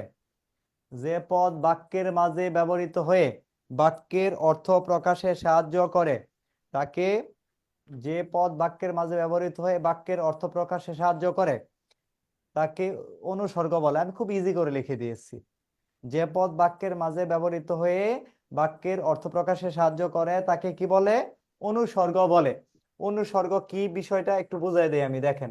যেমন একটা উদাহরণ লিখেন, যেমন ময়ূরীর শনে, যেমন ময়ূরীর শনে নাচিছে ময়ূর। আমরা যদি এটা লিখি, দেখেন ময়ূরীর শনে কি করছে? নাচিছে ময়ূর। ভাই এখানে এই যে শনেটাই হলো কি? অনুসর্গ। এই অনুসর্গ শনেটাই হলো অনুসর্গ। অনুসর্গ আপনি যদি আবার যদি লিখেন, যেমন ধরুন আরেকটা উদাহরণ লিখে দিই আমি, যেমন ধরুন যদি লিখেন আপনি মাথার উপরে, মাথার উপরে নীল আকাশ। ভাই মাথার উপরে কেমন আকাশ বলেন? নীল আকাশ। নীল এই আকাশ। যে দেখেন উপরে, এই উপরেটা হলো কি? অনুসর্গ। তার মানে শনে, উপরে, এই ধরনের পদগুলোকে আমরা কি বলবো? আমরা অনুসর্গ বলবো। সবাই কি বুঝতে পারছেন? জি জি স্যার, স্যার। বুঝতে পারছি। এই অনুসর্গ ছাড়া কিন্তু বাক্যের অর্থ কখনোই কিন্তু ভালোভাবে প্রকাশিত হয় না। হ্যাঁ, আপনারা ওই যে অনেক সময় এরকম ভাবে লেখেন না, এই যে ধরেন আপনারা যখন মনের কথা লেখেন, এই যে এরকম ভাবে অনেক সময় লেখেন, কি লেখেন? এই যে দেখেন, তুমি ছাড়া, তুমি ছাড়া আমি নিঃস্ব। ধরেন আপনি কাউকে বললেন যে তুমি ছাড়া আমি কি নিঃস্ব, কেমন আছেন? নিঃস্ব আছেন। এটার অর্থটা কি দেখেন তো? অর্থটা হইলো এই তুমিটা ছাড়া এই আমিটা কেমন অবস্থায় আছি বলেন? নিঃস্ব অবস্থায় আছে। এটাই তো নিঃস্ব। বোঝানো হয়, তাই না? এখন এখানে এটা অর্থ কি? এখন যদি আমরা এটা মাঝখান থেকে যে সারাটা আমরা যদি বাদ দিই, তাহলে এবার পড়েন তো ভাই, বাক্যটা কি হয়েছে? পড়েন বাক্যটা। তুমি আমি নিঃস্ব। তুমি আমি নিঃস্ব, দুইজনে ফকির। দুইজনে দুইজনই ফকির। ফকির। আগে নিঃস্ব ছিলেন একা, এখন দুইজন মিলেমিশে নিঃস্ব হয়ে গেছে। তাহলে অর্থ কি চেঞ্জ হয়ে গেল না বাক্যের? জি স্যার। জি জি স্যার। স্যার। অর্থ চেঞ্জ হলে সেটাকে বলা হয় কি? অনুসর্গ। এই বলা হয় অনুসর্গ বলা হয়। এই যে এই ধরনের পদ, ওই যে শনে, উপরে, এরা সবাই হলো কি? অনুসর্গ। ঠিক আছে? জি জি স্যার। স্যার। স্যার অনুসর্গ কি কখনো মানে বাক্যের শেষে বসতে পারে? না, বসে না সাধারণত। থ্যাংক ইউ না, স্যার। অনুসর্গ সবসময় বাক্যের মাঝেই বসে। শব্দের পরে বসতে পারে, শেষে বসার কোনো উদাহরণ তো নাই। অবশ্যই মাঝখানে বসবে। এটা ঠিক বলা আছে? হয়তো উপসর্গ তো আপনার প্রথমে বসে না স্যার? হ্যাঁ, কি স্যার স্যার, বলেন? উপসর্গ। ওটা যদি এমন হইতো নীল আকাশ হ্যাঁ। হয় উপরে, দেন এখানে তো উপরেটা তাহলে আমাদের ক্রিয়া বিশেষণ আপনি হয়ে বলেন যেত না? ভাই, আপনি বাক্যটা আবার বলেন, এই আবার বলেন, এই তানভীর অভি ভাই বলেন আবার। স্যার নীল আকাশ হয় মাথার উপরে, কিন্তু সেই এটা ক্ষেত্রে কি এখানে ভাই, ভাইয়া এটা তো কোন বাক্য হলো না, তাই না? এটা কি বাক্য হলো? একটা বাক্যের স্ট্রাকচার হবে কি? সাবজেক্ট হবে আগে, কর্তা হবে আগে, আর কর্তা হবে আগে, আর কর্তার পরে থাকবে কর্ম, আবার শেষে থাকবে কি? ক্রিয়াপদ। তাহলে আপনি তো বাক্যের শেষে ক্রিয়াপদ ব্যবহার করেননি, এই জন্য এটা কোনো বাক্য হলো না। কেমন? স্যার বলুন স্যার বলুন। আমাদের এখানে বইয়ের মধ্যে দিয়ে আছে স্যার, বিভিন্ন অর্থ দিয়ে আছে। কি? যেমন ফরে, মাঝে, শনে, হেতু, মানে এভাবে দিয়ে আছে। আপনার মানে দীর্ঘ প্রশ্নটা বলেন বিরতি, ভাই, আপনার প্রশ্নটা বুঝিয়ে নেই আমি, প্রশ্নটা আবার বলেন। মানে স্যার যেমন দীর্ঘ বিরতির অর্থে এরকম একটা অর্থ বোঝাচ্ছে স্যার। স্যার তারপরে ওনার তুলনা, কথা ক্লিয়ার বোঝা যাচ্ছে না ভাই, আপনার কথা বোঝা যাচ্ছে না, ক্লিয়ার আমি ইকো আমি হচ্ছে। ভাইয়া আপনি কিছুই একটু বুঝতে জোরে পারছি না বলেন। ওনার কথাটা। স্যার স্বল্প বিরতি অর্থে এবং দীর্ঘ ও বিরতি অর্থে। আচ্ছা আচ্ছা, এটা বুঝতে পারছি আপনি কি বলতে চাচ্ছেন। শুনেন ভাই, এটা আপনি এই ধরনের বাক্যগুলো আপনি দেখবেন, এটা আপনার অর্থটা সুন্দর করে দেওয়া আছে। হ্যাঁ, আপনাদের বইদের মধ্যে কিছু অর্থ দেওয়া আছে। যেমন ধরুন আমি একটু ইজি করে আপনাকে বলে দিই, যেমন আপনাকে যদি বলে জানুয়ারির পরে আসে ফেব্রুয়ারি, ভাই জানুয়ারির পরে কি ফেব্রুয়ারি আসে না? আসে না? আসে আসে স্যার। স্যার, আসে। তাহলে এটা এটা হলো স্বল্প বিরতি। এটা হলো কি বিরতি? স্বল্প বিরতি। স্বল্প স্বল্প। বিরতি। এটা স্বল্প বিরতি। এখন আপনাকে যদি বলে জানুয়ারির পরে আসে অক্টোবর, ভাই এটা কি স্বল্প বিরতি না দীর্ঘ বিরতি? দীর্ঘ দীর্ঘ বিরতি। বিরতি। আপনাকে যদি বাংলা কালের মধ্যেও শরৎকাল, হেমন্তকাল, বসন্তকাল, যে কাল আসুক, যদি ধারাবাহিকতা রক্ষা পায় ওইটা হলো স্বল্প বিরতি। আর যদি দেখেন ধারাবাহিকতা রক্ষা পায় না, ওইটা অ্যান্সার করবেন দীর্ঘ বিরতি। স্যার কথাটা কি বুঝতে স্যার পারছেন কিনা? জি স্যার, বুঝতে পারছি। ওকে, এরপরে লেখেন আরেকটা আছে আরেকটা আছে আবেগ। আবেগটা একটু বলে দেই। আবেগ আপনাদের প্রচুর আছে, প্রচুর আবেগ আছে আপনাদের। আবেগ আসলে পড়ানোর দরকার নাই। মানব মনের বিচিত্র অনুভূতিকে কি বলা হয়? আবেগ আবেগ বলা বলা আবেগ। হয়। আবেগ। যেমন আপনারা মাঝে মধ্যে এরকম ভাবে বলেন না, এরকম ভাবে যে বাহ পাখিটি কি সুন্দর, এই যে বাহ পাখিটি সুন্দর, বাহ বা এই যে বাহ পাখিটি সুন্দর, বা বাহ মেয়েটি সুন্দর। এই যে যদি এরকম ভাবে বলেন, এই যে বাহ, এই বাহটাই হলো কি একটা আবেগ। এরকম ভাবে বিভিন্ন রকম আবেগ আছে। এই আবেগ দিয়ে যেমন আমরা কি করি, আমরা প্রশংসা করি, তাই না? এই বাহ দিয়ে আমরা প্রশংসা করি। আবার অনেক সময় আমরা কি করি, দুঃখ প্রকাশ করে। অনেক সময় আবেগ প্রবণ হয়ে যায়। আর অনেক সময় আমরা যেমন এই বিষয় প্রকাশ করে তো আমরা এটা বলি যে বাহ পাখিটি সুন্দর, তাই না? অনেক সময় দেখবেন আমরা এমনও করি যে ব্যাপকভাবে প্রশংসা করি। যেমন আমরা কি বলি, সাবাস এগিয়ে চলো, সাবাস কি করো, এগিয়ে চলো। এগিয়ে এই যে চলো। আমরা অনুপ্রেরণা দেই, তাই না? এবং এটা দিয়ে আমরা প্রশংসা করি। তাহলে এই সাবাস এটাও একটা কি আবেগ। এইরকম ভাবে অনেক আবেগ আছে। যেমন ধরেন এক ধরনের আবেগ আছে যে বিস্ময় অবাক, অনেক সময় করি আমরা আশ্চর্য হয়ে যাই। যেমন আমরা কি বলি, যেমন এই যে আরে, আরে তুমি কখন এলে। এই যে আরে, আরে দিয়ে আমরা অবাক হয়ে যেতে পারি, অবাক হয়ে যায়। আপনার মাঝে মধ্যে বলেন না এরকম, যে এই যে এরকম ভাবে বলেন না, ও মা গো টুরু লাভ, তাই না? এই যে লাভ, ও মা গো টুরু লাভ, এটাও কি বিস্ময় আবেগ, বিস্ময় হয়ে গেছে। হ্যাঁ, আরেক ধরনের আবেগ আছে, এটাকে বলে এই যে যেমন দেখেন সম্বোধন আবেগ, মানে ডাকেন আপনারা, এই যে বলেন না, বলে ওগো, এই যে ওগো, ওগো শব্দ দিয়ে অনেকে ডাকে না, এটাও কি, এটাও এক ধরনের আবেগ। হ্যাঁ, কেউ যদি কাউকে কোনো নামে ডাকে তখনও সেটা কি হয়, আবেগ হয়। কেউ যদি বলে হে বন্ধু তোমাকে অভিবাদন, তাহলে এই হে বন্ধু, এটা এই নামে যে তাকে ডাকলো, এটাও একটা কি হলো, আবেগ হলো। স্যার আমার একটা প্রশ্ন ছিল। বলুন। স্যার আবেগ আর ওই যে প্রশ্ন, ওই যে আবেগ সূচক যে চিহ্ন, এই দুটা কি মানে এই যে বাহ লিখছেন এবং সাবাস লিখছেন, এর মাঝে কি এই চিহ্ন বসবে? ভাইয়া এই যে এটা হচ্ছে এই বিষয়সূচক চিহ্নটা, শুনেন আমি বলি।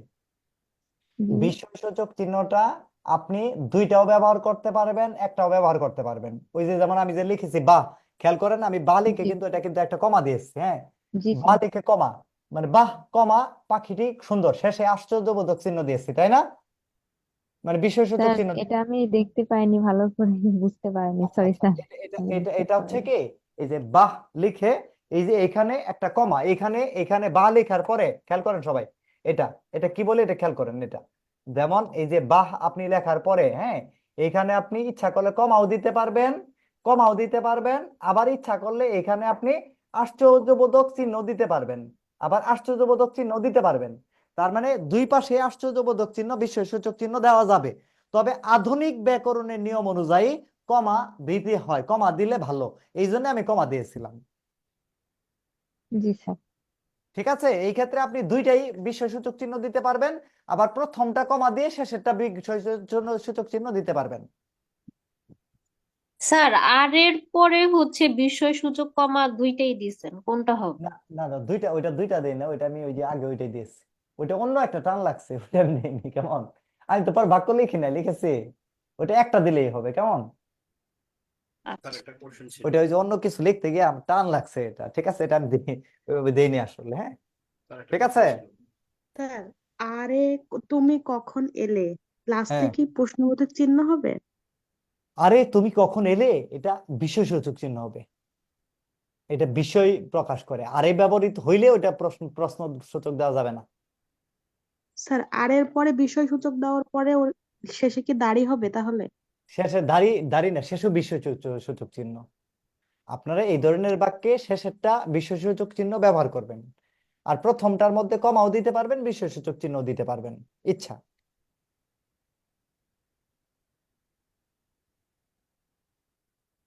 স্যার তোমাদের সর্বনামের বাকি চারটা কি লাগবে না?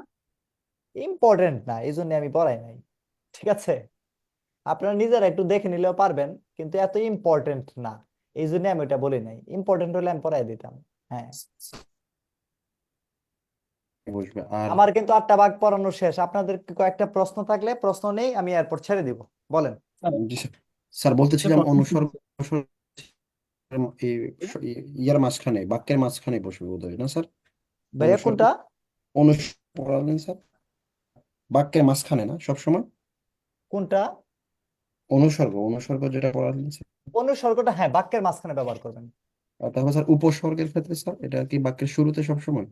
কোনটা? উপসর্গ স্যার, উপসর্গ। ভাইয়া উপসর্গ তো এটা তো শব্দের পূর্বে ব্যবহার করতে হয়।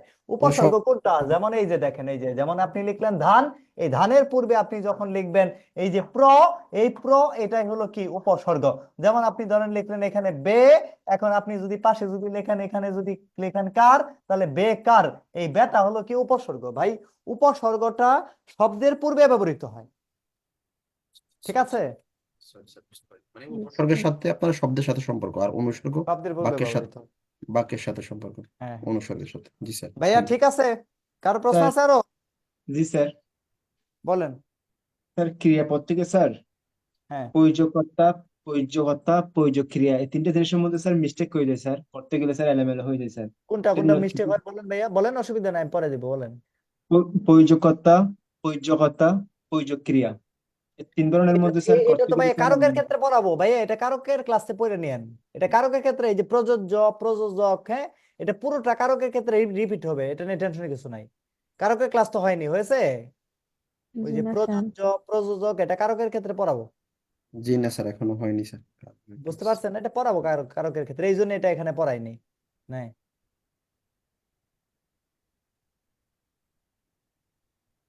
এই পদ থেকে কোনো প্রশ্ন থাকলে আমাকে বলতে পারেন। না স্যার ঠিক আছে। আচ্ছা স্যার জি ভাইয়া বলেন। সমধাতুজ কর্মটা কি স্যার? কোনটা? সমধাতুজ কর্ম। সমধাতুজ কর্মটা হচ্ছে যদি একই ধাতু থেকে যদি কর্মপদ এবং ক্রিয়াপদ দুইটাই গঠিত হয়, যেমন আমি একটু বুঝাই দিই, হ্যাঁ ওই সমধাতুজটা জিজ্ঞেস করেছে, এটা বুঝাই দিই। সমধাতুজটা হচ্ছে যেমন এই যে এরকম দেখেন, সে, এই যে সে, সে নতুন, যেমন ধরেন আপনার সঙ্গে কেউ কোনো খেলা খেলালো আপনাকে নিয়ে, হ্যাঁ আপনি লিখলেন সে নতুন খেলা খেলেছে, বা সে নতুন খেলা কি খেলেছে। এবার লক্ষ্য করেন ভাই এখানে ক্রিয়াপদ কোনটা বলেন? খেলেছে। খেলেছেটা ক্রিয়াপদ তাই না? খেলেছেটা হলো কি পদ বলেন? ক্রিয়াপদ। তাহলে এই যে এই খেলাটা কি পদ জানেন আপনারা?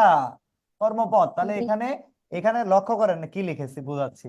এই খেলাটা হইলো কর্মপদ, এই খেলেছে এটা হলো কি পদ? ক্রিয়াপদ। ক্রিয়া। এখন এই দুইটাকে আমরা যদি চিন্তা করি, এই খেলেছে এটার মূল কি বলেন তো? খেল। আবার এই খেল এটাতে এটাও হইলো খেলেছে, এর মূল হলো কি? খেল। তাহলে একটা খেয়াল করেন তো ভাই, এই যে খেল, এই খেলটা কিন্তু একটা ধাতু তাই না? লক্ষ্য করুন এই কর্মপদ এবং ক্রিয়াপদ এই দুটি বিষয়ই একই ধাতু থেকে গঠিত হয়েছে, মানে একই খেল থেকে খেলা কর্মপদ গঠিত হয়েছে, খেল থেকে খেলেছে ক্রিয়াপদ গঠিত হয়েছে। যদি দেখেন একই ধাতু থেকে কর্মপদ ক্রিয়াপদ দুইটাই গঠিত হয়, তখনই সেটাকে বলা হয় সমধাতুজ কর্ম, ওই কর্মটাকে বলে সমধাতুজ কর্ম। এখন বলেন তো বুঝতে পারছেন কিনা এটা?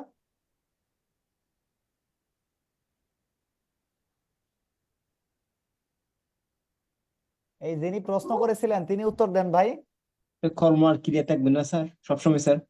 জি কর্ম আর ক্রিয়া থাকবে আর কি। মানে আপনাকে আমি প্রশ্ন করলাম যে আপনি কি এটা বুঝতে পারছেন, সমধাতু কর্মটা বুঝতে পারছেন? জি স্যার, জি স্যার। আচ্ছা হ্যাঁ এখন বলেন, এখন পরে প্রশ্ন থাকলে বলেন।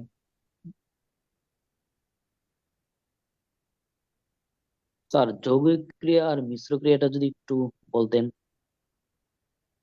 যৌগিক ক্রিয়া আর কি ক্রিয়া? মিশ্র ক্রিয়া। মিশ্র ক্রিয়া। ঠিক আছে বলে দিচ্ছি, যৌগিক ক্রিয়া মিশ্র ক্রিয়া বুঝিয়ে দিচ্ছি। দেখেন ভাইয়া যৌগিক ক্রিয়া হচ্ছে কোনটা খেয়াল করেন, সবাই খেয়াল করেন। যেমন ধরেন বলা হলো আহ তোমাকে দেখে, তোমাকে দেখে প্রীত হলাম। প্রীত হলাম মানে কি? আনন্দিত হলাম। হ্যাঁ তোমাকে দেখে কি হলাম? প্রীত হলাম। হ্যাঁ আচ্ছা এখানে আরেকটা কথা বলি, যে তিনি তিনি কথা বলতে লাগলেন। এখানে একটি হলো যৌগিক ক্রিয়া লাগলেন, বলতে লাগলেন। হ্যাঁ তিনি কথা বলতে লাগলেন। আচ্ছা এখানে ভাইয়া, এখানে এই যে বলতে লাগলেন এইটুকু হইলো একটি ক্রিয়া যৌগিক ক্রিয়া, আর এইটুকু হইলো মিশ্র ক্রিয়া। তাহলে এই দুইটার মধ্যে পার্থক্যটা কি? আমি পার্থক্যটা বুঝাই দিই, লক্ষ্য করেন ভাই। আপনি বলেন তো ভাই, এই দুইটার মধ্যে এখানে এই যে হলাম এটাও তো সমাপিকা ক্রিয়া, তাই না? এখানে জি লাগলেন, এই পরের যে দুইটা আছে এই দুইটাই তো হলো সমাপিকা ক্রিয়া, ঠিক কি না বলেন? সমাপিকা ক্রিয়া। জি স্যার। জি স্যার। দুইটা যে সমাপিকা ক্রিয়া, হলাম আর লাগলেন, এটা নিয়ে কারো কনফিউশন আছে? না স্যার। না স্যার। নাই। এখন বলেন, প্রীত আর বলতে এই দুইটার মধ্যে পার্থক্য আছে নাকি নাই বলেন? আছে কি পার্থক্য বলেন তো? এখানে কি অসমাপিকা ক্রিয়া আছে নাকি নাই? আছে স্যার বলতে আছে স্যার। অসমাপিকা ক্রিয়া কোনটি বলুন তো? বলতে বলতে। বলতে, রাইট, এই তো বুঝে গেছেন।